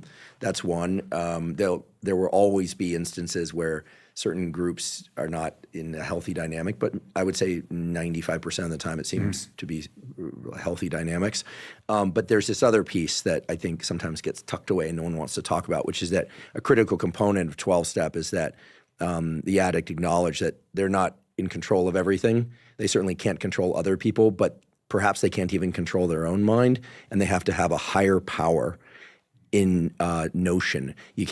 And I think some people interpret this to think that one has to suddenly become formally religious, either Christian or to believe in God as an entity. But my understanding is that 12-step, well, I know because I've been to a lot of meetings, 12-step hinges on the acknowledgement of some sort of higher power, but people can self-assign what that higher power is. Some people say God, some people say Jesus Christ, some people will say nature, some people will say the universe, some people will say the collective. So I think that's not discussed often enough. And then people will say, well, I don't want to go 12-step because it's going to be a bunch of, Jesus freaks coming at me, and I'm going to have to do a bunch of other things, and what's happening. Yeah, so there's a lot there in those questions. So on the cult thing, well, I wouldn't call it a cult. Cults do two things that AA doesn't do. One is cults take everybody's money, AA literally won't let you give them money. I mean, it's amazing they've survived as an organization. They were Rockefeller off the money. They said, no, we should limit that. That would be too grandiose. So it's very, and they're perpetually broke by design. They have just enough to keep going. Pass the hat. You can give if you want to or not. You don't. But if you don't, you are not looked down upon. Yes, they give away the literature. So they don't do that. The other thing is they don't stop anybody from leaving. Literally, any meeting you can literally stand up and say, I'm going to go get drunk. Bye, and that's different than a cult. You just can't show up drunk. This is important. Yeah, if a desire to quit drinking or the other behavior or substance, and you can't show up intoxicated. You can. They will usually let people sit as long as they're quiet if they're drunk, rather than throw them out. If they start talking and drunk, then that's a different thing. But usually they will. And relapse is a normal part of recovery, and nobody knows that better than people in AA. I mean, they appreciate that, even though they don't want to hear from a drunk person, obviously.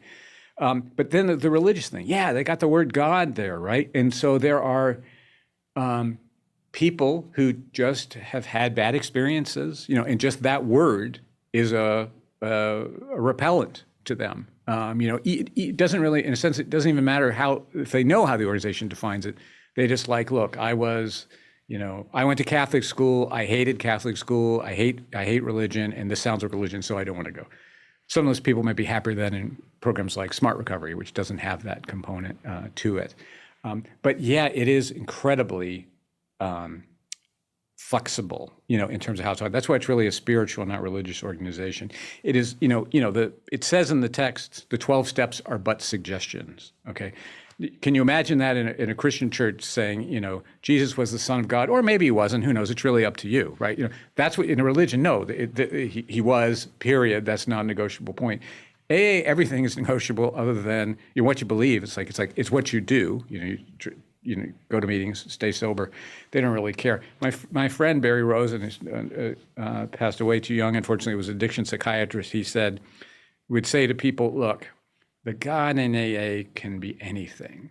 It could be Buddha, it could be Jesus, it could be your group, it could be the doorknob. It just can't be you narcissistic SOB.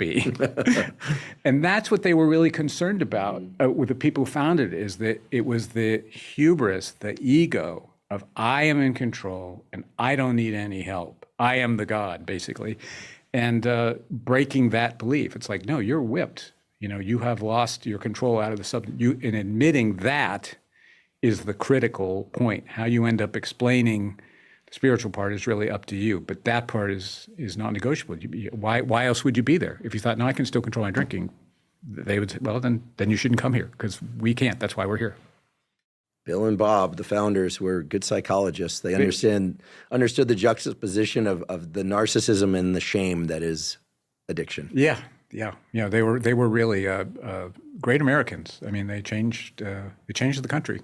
Before moving on from this, again, if you're curious, you can go to an open AA meeting if you want to. It's interesting. And when they go around the room and people say, I'm so-and-so, I'm an alcoholic. Some people say, I'm so-and-so, and I'm their first name only, of course, and they're an addict. If you're a visitor, you just say, you could say nothing. You could say pass. No one would pay much mind to it. Or you could say your name and just say, I'm just here to learn. Mm-hmm. And I've seen that a number of times, and it's usually family members of addicts, or family members that want someone in their family or a friend to go to 12-step. And this is an interesting little trick tool. Sometimes it's easier to get someone to go to 12-step if you yourself have gone, and if you're not an addict and you want someone to go, saying, I went. Yeah, it's and I'll go with you, right? I mean, this sounds very kind of hokey on the one hand, but I've seen the incredible things that 12-step can do. It's so awesome. It's free. How many things are completely free, accessible all the time? It's wild. It's a wild invention. It's the closest. By John Kelly, my friend who did the review, said it is the closest thing we have to a free lunch in public health. Speaking of lunch, let's talk about GLPs. Okay. I'm struck by how many people have lost a lot of weight who couldn't lose weight previously. I'm also delighted, thrilled, so relieved that I don't have to look at these stupid arguments online anymore about whether or not obesity was the consequence of some other thing besides overconsumption of calories relative to caloric expenditure. Mm-hmm. There's no blame in that statement, but people are going back and forth and back and forth. And the laws of thermodynamics apply. We now know thanks to GLPs, if you eat less than you burn, you lose weight. It's just very hard for people who are very overweight to eat less and burn more. And it runs against all the evolutionarily, hardwired circuitry of desiring overconsumption. Yeah. So here we are at a time where there are these peptides that people can take to lose significant amounts of weight. The cost on those peptides is coming down now through the compounding pharmacies, and people are taking half doses. By the way, people are sharing their GLPs. People are splitting them. Not supposed to do that. It's illegal. That's not a suggestion. It's incredible how low a dose of GLP is required for people to get the desired effect. And people are picking up on this. The pharmaceutical companies hate this. But people are getting them through compounding pharmacies. They're extending their dosages. They're sharing their don't share prescriptions, but they're doing it. And people are just losing weight easily. Some are losing muscle, and everyone gets inflamed about that. But you can do some resistance training to offset that. And they're awesome weight loss drugs.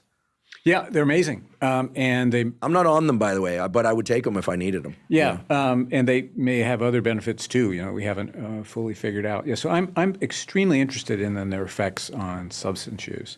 I have a friend who's an addiction psychiatrist. She said, what my patients desire is they want not to want. So which is different than like, I want to conquer my desire. Like, I just wish I didn't desire this drug as much as I do. And I think that was something a friend of mine said to me over lunch, a friend of mine who I noticed had lost a lot of weight. And I said, wow, you've lost a lot of weight. He goes, yeah, I'm on GLPs. And he said, I used to spend all day not eating, and now I don't think about it. It was effortful all day long. Don't eat, don't eat, don't eat, don't eat. And now that voice is just gone. And so what if we could do that for, say, cocaine or alcohol? They are sort of in the same kind of family of behaviors. And there are some interesting studies. Now, to be clear, there's some studies that are negative. It's not, nothing ever works out perfectly for everybody. But when I look through animal studies, small trials, and opportunistic epidemiological studies, so like where you go through the hospital, here's 10,000 people who, had a diagnosis of cocaine use disorder, and let's see if the ones on GLPs went to the emergency room less, something like that. None of these, they're vulnerable to different kinds of selection effects, but still, I see this pattern particularly with semaglutide, which is the GLP that is in Wegovy and Ozempic, and alcohol, drops in alcohol use. And so, and the other thing I think is perhaps important, and why I'm working now with the VA and Novo and a philanthropist to do something like this, is that alcohol is the most like eating of drug behaviors, right? So to the extent these drugs create a sense of satiety and fullness, right? To me, that seems more likely to change, swallowing something, a drink, versus, say, injecting myself or snorting a powder. And it's eating-like behavior, and so that's why I was optimistic. At least that's where I want to start. If that works, it would be fantastic. Because we have, if you have a drinking problem, you're about 70% more likely to also be overweight, and Americans are already pretty overweight.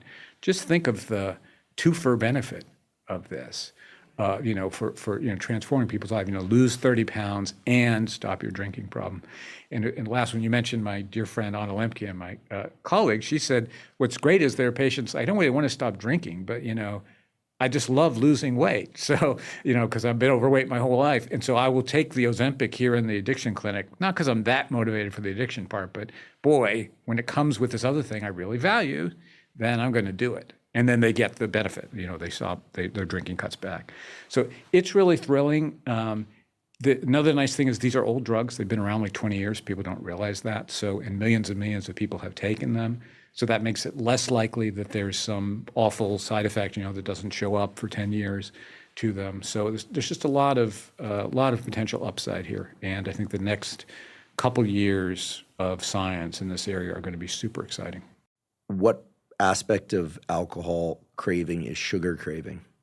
I don't think very much. Maybe some. Certainly the lore is, when you're hungry, when do you are likely to relapse? In fact, AA people would say this, hungry, angry, lonely, tired, and some people feel that way. Like if they also sometimes feel this way about carbs, when they are short of carbs, they want a beer. So maybe it's something in there, But I don't think that's the fundamental thing that is the driver. I think it's more the subjective effect of consuming.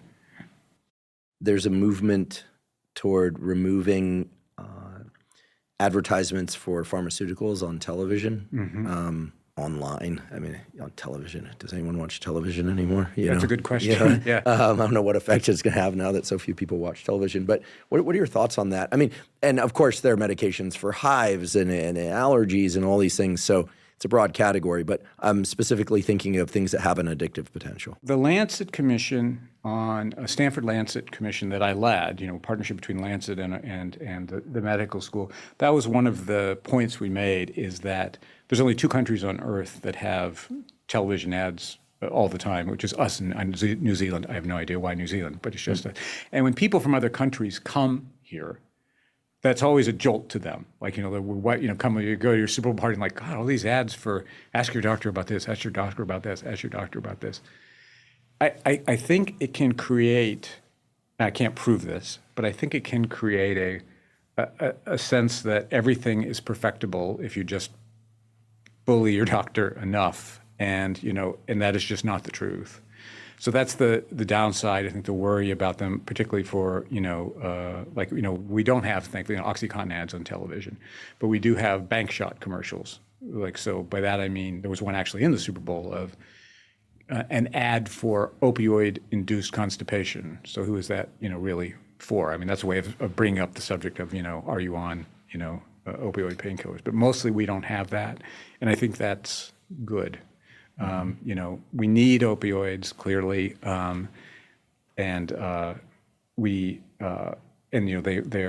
worked in hospice for 10 years. No one needs to tell me how incredibly valuable they are, but at the same time, over promotion was clearly part of what triggered the opioid crisis. And by that, I don't just mean TV. I mean everything. I mean people, gifts and other types of promotions, gifts to schools that weren't separated enough from the industry. All those things we highlighted in the Lancet Commission. Social media probably doesn't have its own 12-step yet. It probably will soon. Social media is here to stay. Let's be blunt. I'm sure there's been discussions in the past about television is ruining society, and now everyone's staring at a box in the evening. I mean, this has happened multiple times throughout history. But do you see true social media addicts or video game or YouTube addicts? Do you ever observe intervention working? What does that look like, given that it's not quite like eating, meaning you have to eat at some point? But to tell a young person or an older person, but to tell a young person, look, you can't ever be on social media isn't reasonable. It's like saying you're not going to talk to your friends unless they're standing right in front of you, and it's not going to work. So I will quote a perceptive Stanford freshman who said to me, I hate social media. I think it's bad for my mental health, but I have to be on it because everybody else is. And that is really tragic. And I think lots of people are in there. And I read another study, actually, was on the plane coming here, of how much would you demand if you had to leave social media? And people will say a certain money, But you say, if everybody else were leaving it, the same people would say, I would pay money to be one of them. So that is why things like the Australian social media ban are going to be really interesting, because it's not really an individual punishment. You're not being exiled from the party. It's more of life is going to happen in person for teenagers. And so that will make that real life more appealing than being online. So I'm really fascinated. I mean, we don't know what's going to happen, but really fascinated to see what happens. We do see all across the country more people coming in with these types of problems, like feeling like they can't stop looking at their phone, or games, or pornography is a really big one, delivered through these media. And of course, there are now gambling apps you can use on your phone and that kind of thing, and really have extremely difficult lives. I mean, they really have become absolutely consuming for them. We don't know yet what the natural course is of this, because it's new. So what is the 5-year course of social media? That's really literally impossible to answer at this moment. For what portion of people is a developmental thing that they will get out of For example, if you go into a college campus, you will see a lot of people drinking at levels that would qualify them for some level of alcohol use disorder. And a huge number of them 5 years later will be married and have a job and drink very little. I mean, there are those kinds of maturing out effects. Is there a maturing out effect in social media or not? For me, it was easy I used to do a lot of X and then I stopped, or I just do a teeny bit now. That was particularly easy, but of course I had 40 years of my brain not touching it. Will that be as easy for whatever the most popular thing kids, probably TikTok or Instagram or something? If you've been doing that, again, thinking in that plastic, neuroplasticity from the time you were 8, 9, 10, 11, 12, is it developmental? When you're 25, will you be ignoring your kids? Or will you not have kids because you don't have sex, because you don't have a date, because you're in all day looking at the phone? Like what will that course be? We don't know that yet. Yeah, I see a lot of adults addicted to social media. I don't know if I'm addicted. I don't think so. Because if I say I'm not, it sounds like an addict, right? So I'm just going to say I don't think so. But I found great benefit to taking an old phone when I upgraded my phone, which I do far too seldom. But I finally upgraded my phone, and I took my old phone and I put X and Instagram on that phone, and it remains much of the time in a Supermax prison lockbox that you can't code out of. So you put like 1 day or 19 hours or something. You click that, and you'd have to saw it open, and that wouldn't even work. And it's very helpful because once it's locked away and there's no opportunity to look at it, if people send me things, I can't open it on my other phone, and the impulse to pick it up is blocked. It's very useful. It's a portable box, and it doesn't require, the box costs $30. I'm sure I recovered more than that in work output and recreation output and just hanging out with my girlfriend and not looking at my phone. Yeah, I know other people who've done things like that or switched back to a dumb phone and to avoid the constant Bing notification, da-da-da-da. Or there's also software you can get that will suppress a lot of that stuff unless you specifically go in and enter a code and say, bring it all to me. And those are useful things. Like, it's so new, right, that we haven't got a lot of social norms about it. But think of something like drinking before noon. All right, there's no law against drinking before noon, and yet a huge number of people abide that norm, right? And like, oh well, don't it's not noon, da-da-da. And we might, over time, evolve some kinds of things about social media, I would hope, things that we all find sensible, like don't do social media at the dinner table would be, I think, a good one, or don't do social media in a restaurant or whatever. I hope we'll do something like that, because you can't solve this problem just through individual clinical medicine. That's crazy. There has to be some, just like we've built a lot of norms around alcohol. We've built norms, don't drink and drive. That's one that most people now broadly find believable. Building some about social media, I think, is going to be sort of the task of this generation that has grown up with them. Yeah, I have 3 real life examples of young guys whose parents I know who essentially contacted me because different situation for each, but I'll just describe the overlap. Each one of them was looking like a failure to launch. Graduated high school, was not highly motivated to go off to college, or went to community college, then stopped doing that, was working, then lost their job, or they were not in a career path that was going to sustain them independently. YouTube or video game enthusiasts, to say the least, and all were convinced they had ADHD, all medicated. By now, happy to say, with some explanation of reward circuitry and Anna's book, giving them Anna's book, Dopamine Nation, and obviously really hard work on their part is really what did it. All 3 of them in higher education situations, great universities, off medication. They all had to quit video games or YouTube for some extended period of time and recaptured their attentional capabilities. And most importantly, recaptured their sense that they have agency in the world, that they can make things happen for themselves. Yeah. Not incidentally, all of their parents are reasonably high achieving, and none of them have patterns of addiction that would have predicted any of this. So there is a way to escape the vortex of this stuff. But I mention those stories because I think, they're success stories, and I'm proud of those guys. But oftentimes it's multifactorial. I can't say, it's the medication, or but the medication didn't rescue them, or it's YouTube, or it's video games. There's a sort of a pattern of progressive languishing that's set in this context of media, they weren't talking to me about porn, although I suspect that was in the backdrop of some of these cases. And they're kicking butt right now. All three of them in healthy relationships, working hard, working out, happy, which is the most important thing. I mean, one kicked cannabis, the other doesn't drink, the other one can drink, it seems, without any issues.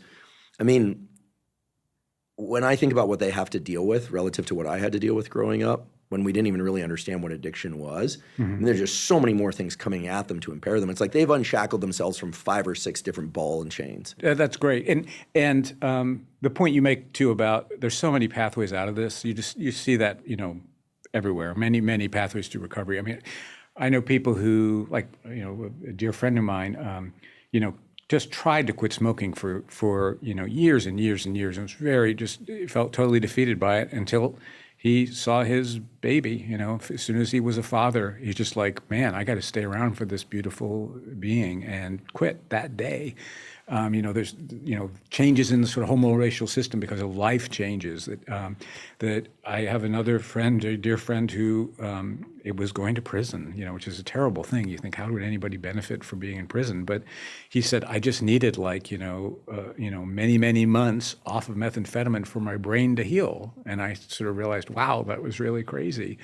And he didn't get any treatment. It was just being away from the drug for an extended period. And there's a, infinite number of stories like that, because this is a condition, experienced by tens of millions of people, right? So there's going to be lots and lots of pathways out. That is one thing, by the way, surprises a lot of people. Of people who had a substance problem and are now doing well in big representative surveys, very few of them actually went to see anybody like Stanford Psychiatry. That is an unusual pathway to go through addiction treatment.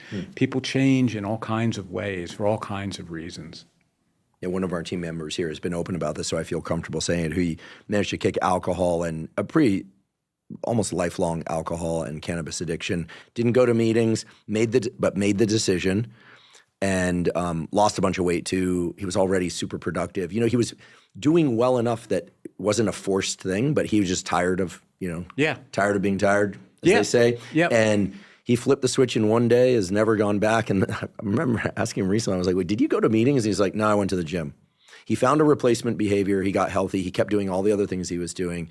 And I don't want to take the words out of his mouth, but he's gone on a few podcasts talking about the relationship with his kids, improving tremendously professionally, and his relationship to himself, and broke a long family line of alcoholism. I mean, I think that's what sometimes people forget, is that you can break the chain in one generation, which is really spectacular. Yeah. Genes are risk, they're not destiny. And that's very important. Even if you come from, 100 generations worth, that doesn't mean that your life is necessarily going to come out that way. And you're raising another point too about what is beautiful for a lot of people about recovery is then you start acquiring more reasons not to use that you didn't have at the moment you started, because you burned those relationships out, or you'd never formed them because you have been living in your mom's basement smoking cannabis and being online all day. And then you start to get like, oh, wow, having a job where I'm respected and I feel important is nice. Getting paid is nice. Being mentally present, and instead of high all the time is nice. And then it just makes it easier month by month, year by year, to just live the rest of your life that way. There was a question that I forgot to ask earlier. Okay. And it's a somewhat of a touchy subject. Okay. I've observed and I've heard that sometimes the smarter the person is, or the more intellectual they tend to be, or ideas oriented, the worse 12-step works for them. Whereas people who just kind of go, okay, like chop wood, carry water, I can do that. Follow step 1, follow step 2, follow step 3. Step 4 is pretty uncomfortable, and do that. Okay, fine, that one's harder than the other ones. And they just kind of do it. They don't overthink it.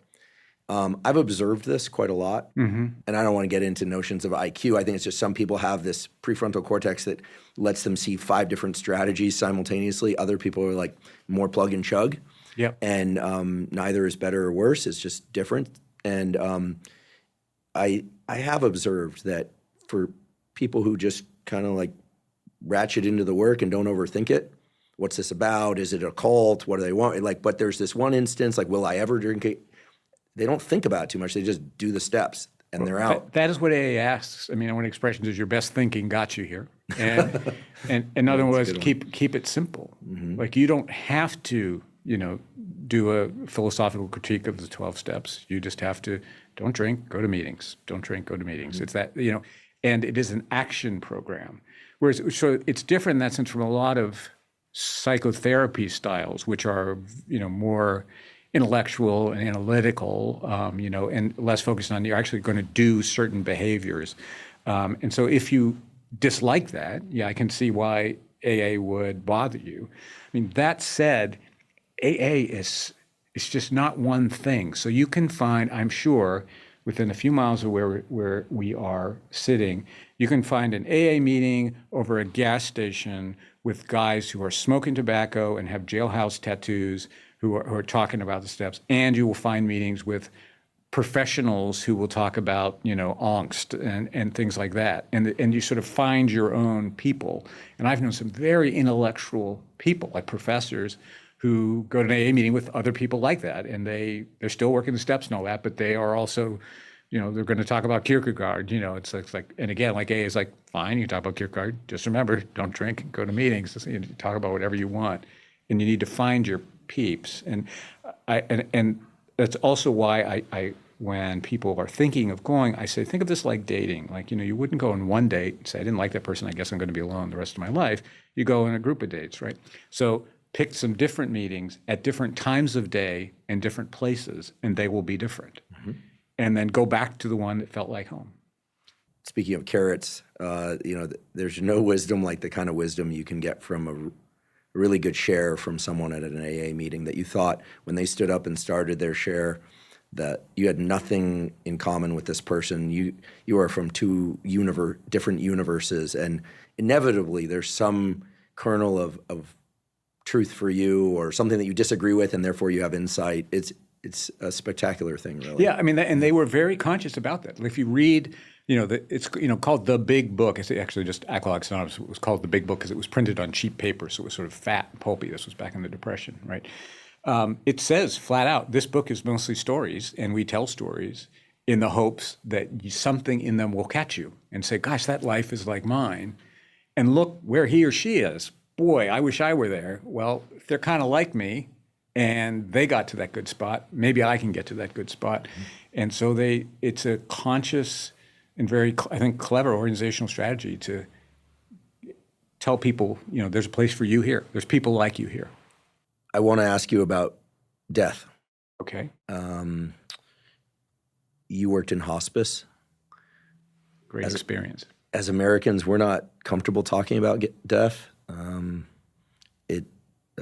It evokes sadness, fear, but I think there's a lot to learn about it from hearing about someone who's been close to it a lot.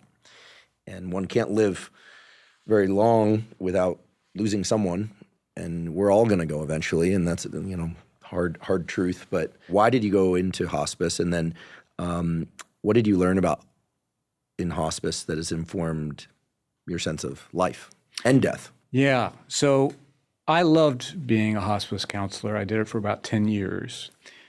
And there's so many beautiful things about it. First off, when I tell people, they go like, oh, God, that must be really depressing. Hospice staff were the most upbeat people I've ever worked with. Optimistic, compassionate, seen everything. And in a way, I could sort of understand it because, it's accepted the person's going to die. Like, so what's the worst that could happen, right? You don't think like, oh, if I say the wrong thing, maybe, in our session, it'll take an extra 3 months to develop more trust. Like, they're not going to be alive that long. We've accepted the worst, right?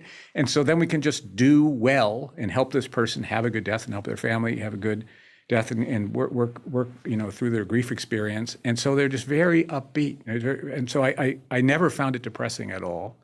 I did it partly because I'd shifted to doing more research and I just missed taking care of patients. And I thought, I wanted to, the obvious thing would have been, well, why didn't I just do more addiction thing? I thought, well, I just do something different. And the other part was I was scared of death, and I don't like being afraid. I'm a counterphobic person. I am not brave, but I'm afraid of being afraid, so I do things that look brave. So when I know about phobia, like the most basic thing is exposure, reduces fear and anxiety. Running away from things makes them scarier. So I thought, like, all right, I'm scared of death. So how do I solve that problem? I'm going to spend as much time around death as I can. And it's a very intimate experience. You're in people's homes. It's not like when they're sitting in your office, but people's bedroom could have like, what is that? Well, that's my, I was a high school baseball player. We won the the nationals, and or what's that? That's my wedding picture. That's my wife and I 40 years ago. It's very intimate and sweet. And being the last friend somebody ever makes is an incredible honor. And I always felt that when I had to say goodbye, I had been honored by them in that way, the last friend they made. So I just found it profoundly moving experience. And it took away that fear. And then I was able to help other people get free of that fear. Because when you've been around it for a while, and then the family, comes in and they're scared, or maybe sometimes doctors are scared of death, you can be the person who says, this is what's going on. This is what your mom, your dad, your uncle's going through. Here's what's going to happen likely. Here's how long he's likely to live. Here's what we're doing for him. And then that helps them, because you are radiating that acceptance that they need to come to, which is hard. So I'm just so glad I did that. And I really would recommend that to anybody who wants to give back to community, but also just come to a place of peace with dying. The way to do that is to be with the dying, not to run from them. You got me. Man, maybe it's because we both know Nolan. I think I just was just feeling your feelings. Death is it's like the way you describe it is like heavy, and you wove some lightness in there, which clearly I'm not a hospice worker. I don't have that relationship to death, but thank you for sharing that. Sure. I think it is a universal experience, and being in there with people alongside them, clearly something that I think many people, young and old, run from. It's like, yes, yeah, there's something there. And we can in this society. I've done work in developing countries. You can't not see death. It's everywhere. People die on the street, literally, and so there is less. Oddly enough, there is more death and less fear than there is in our advanced technological society, where death is hidden and denied. So Americans, I find, are much more terrified of it than people I met in Iraq, for example. Mm-hmm. That's why you really have to make an effort, because to get past those norms and those structures if you want to be in companionate connection to people who are dying. I didn't anticipate asking what I'm about to ask, but it's been on my mind a very long time, and it's directly related to the two major topics we've covered, which are addiction and death. I've heard it said by a gambling addict that all addiction is gambling of some sort. Am I going to get trouble this time? Am I going to get fired this time? And I've thought a lot about addiction, and I've wondered if all addiction is an attempt to escape our fear of death. And this is not an attempt to get philosophical or deeply psychological, but it's a weird thing. We don't know what other species think, but it's a weird thing that the portions of our brain that let us think into the future and plan and build technologies and that made us the curators of the earth and not like the house cats or the elephants or something, can logically know that we're going to die someday. And if we really drop into that feeling, for most people, it is scary.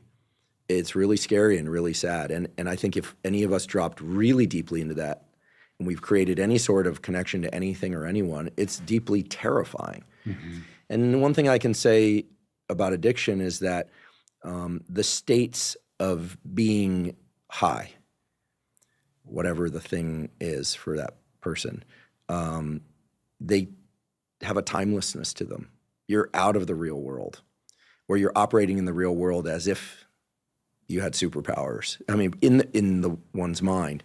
And so I wonder whether or not the fear of death is something that addicts in particular are running from.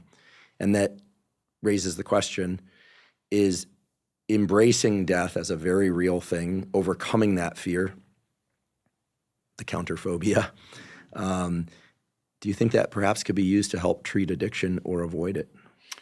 Well, that's a really interesting idea. I mean, I think, very broadly speaking, a lot of heavy substance use is some desire for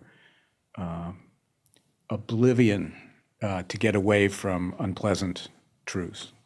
And I think one of those is death and suffering. But I think it's broader than that. So it could be, I just can't be in this PTSD anymore, or I can't, I was sexually abused as a child, and I just need to stamp out those visions and those memories for an hour, and step outside them. My marriage has disintegrated and I'm miserable, and my spouse and I hate each other, and this is the one moment where I am above that or unconcerned about that. That oftentimes there's something awful that and frightening or humiliating or painful that this is the escape from. Mm-hmm. And and they do provide that. At least in the short term, the high term costs are hard, but in the short term, everything could be falling down around you, and if you're high on a stimulant, you can still feel euphoria, at least for that brief moment. And what can be tough about recovery is when you stop using, those things are not gone. You're still going to die. If your marriage is bad, your marriage is bad. If you were abused, you were still abused. And that is enough to persuade some people never to stop, because it's a lot harder to actually deal with those things head on than avoiding them through intoxication. Thank you so much for this discussion. You shed so much light on substances, routes to sobriety, stages of addiction, very interesting work on the GLPs, 12-step. We'll provide links to all these resources and papers. If you're willing, before we walked in here, I solicited X, of all places, for questions about addiction. Oh, sure. So thanks to you, most of the questions that were asked are already answered by material covered before. But there were three that I think are worth touching in on that weren't. And the first one is, are men getting addicted to things more than women, or are they just showing up for help more often? Men are larger consumers of addictive substances in every culture on earth, and are overrepresented in all the major addictions. Opioids, probably 4 men to every 1 woman. Alcohol, probably about 60-40. Used to be higher, but women have been drinking more. The one thing you see in clinics that is close, the one is prescription medication, that those are a little closer to 50-50, but otherwise it's predominantly male. Why the relationship between addiction and lying, and not just lying about the addiction? Anna Lemke, our colleague, has talked about this before. Is there overlapping circuitry there? No, I don't think so. I think it's just you end up in these situations that are possible to cover over without lying. So, where you were supposed to, Dad, you were supposed to pick me up after school. Where were you? I was drunk, right? But I don't want to say that. So I say, the car, I had car trouble, couldn't do it. Or the boss, what happened to the, money for the, there was an unexpected tax bill, because I'm not going to say I stole it. And so I think that is why.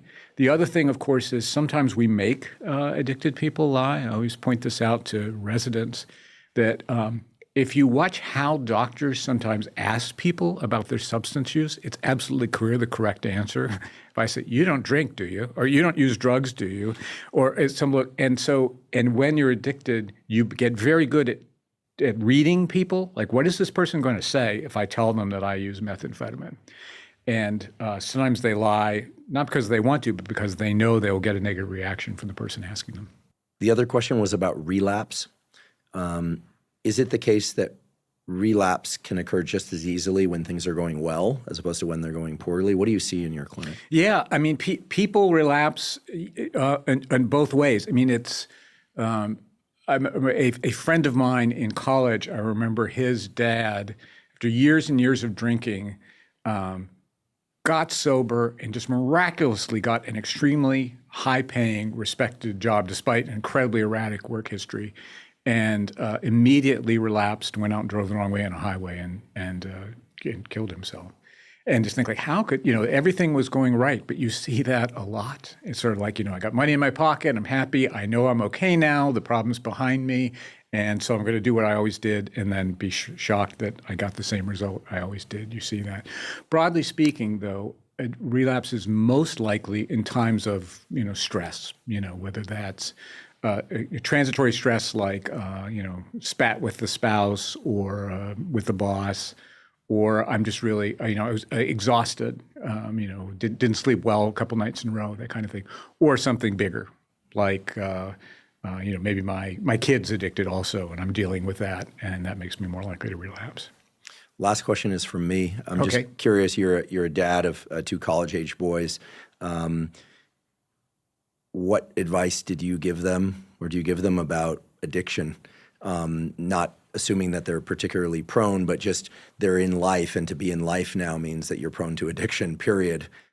I can hear them rolling their eyes even from Southern California because they said like, oh, another talk about addiction, So I talk to them a lot about fentanyl because I've known so many families where kids like them, say like, nice family, middle-class kid have died from fentanyl that they took as in the form that it looked like something else. And this is happening in college campuses, happening in high schools, these printed pills that look exactly like an Ativan or an Adderall. I think I'm going to try that, and you don't realize you're taking fentanyl and you die. So I always warn them about that, like never to take anything.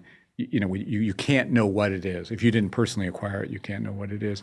And then the other thing I told them is, the point that you're going to have to make these decisions yourself. But the only thing I can tell you is you will never get addicted to something that you choose never to use. That is your maximal point of control. And what happens after that point, once you've started using, is something I can't know. More importantly, something you can't know. Thank you. Well, Dr. Keith Humphreys, thank you so much for coming here today. Thank you, Andrew. Share. Really enjoyed the discussion. I mean, it's obvious to everyone that you have immense knowledge about this area, and the fact that you have not just knowledge, but that you're a clinician and you help people get into and through recovery and stay sober in all these different dimensions is itself amazing. But I think I'm certain I'm not alone in saying that what's so awesome about the work you do and is that and that became evident today, is that you combine incredible expertise with incredible compassion for people. That's you didn't have to say it. It's just in every aspect of what you shared. And it's an honor to have you here. It's an honor to be colleagues and to meet you finally. But mostly I'm just grateful that we were able to create an environment where you could share your knowledge and your compassion. And I'm certain that it's going to help a lot of people understand themselves, understand people around them, and hopefully take action if they need to. So thank you so much. Thank you, Andrew. It was a real pleasure to be on your show. Thank you for joining me today for my discussion with Dr. Keith Humphreys. To learn more about his work, please see the links in the show note caption. If you're learning from and or enjoying this podcast, please subscribe to our YouTube channel.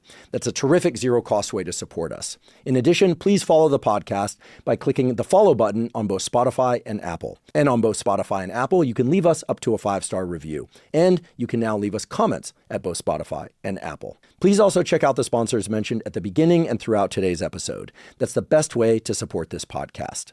If you have questions for me or comments about the podcast, or guests or topics that you'd like me to consider for the Huberman Lab podcast, please put those in the comment section on YouTube. I do read all the comments. For those of you that haven't heard, I have a new book coming out. It's my very first book. It's entitled Protocols, an Operating Manual for the Human Body. This is a book that I've been working on for more than 5 years, and that's based on more than 30 years of research and experience. And it covers protocols for everything from sleep to exercise to stress control, protocols related to focus and motivation. And of course, I provide the scientific substantiation for the protocols that are included. The book is now available by presale at protocolsbook.com. There you can find links to various vendors. You can pick the one that you like best. Again, the book is called Protocols, an operating manual for the human body. And if you're not already following me on social media, I am Huberman Lab on all social media platforms. So that's Instagram, X, Threads, Facebook, and LinkedIn. And on all those platforms, I discuss science and science-related tools, some of which overlaps with the content of the Huberman Lab podcast, but much of which is distinct from the information on the Huberman Lab podcast. Again, it's Huberman Lab on all social media platforms. And if you haven't already subscribed to our Neural Network newsletter, the Neural Network newsletter is a zero-cost monthly newsletter that includes podcast summaries as well as what we call protocols in the form of 1 to 3 page PDFs that cover everything from how to optimize your sleep, how to optimize dopamine, deliberate cold exposure. We have a foundational fitness protocol that covers cardiovascular training and resistance training. All of that is available completely zero cost. You simply go to hubermanlab.com, go to the menu tab in the top right corner, scroll down to newsletter, and enter your email. And I should emphasize that we do not share your email with anybody. Thank you once again for joining me for today's discussion with Dr. Keith Humphreys. And last, but certainly not least, thank you for your interest in science.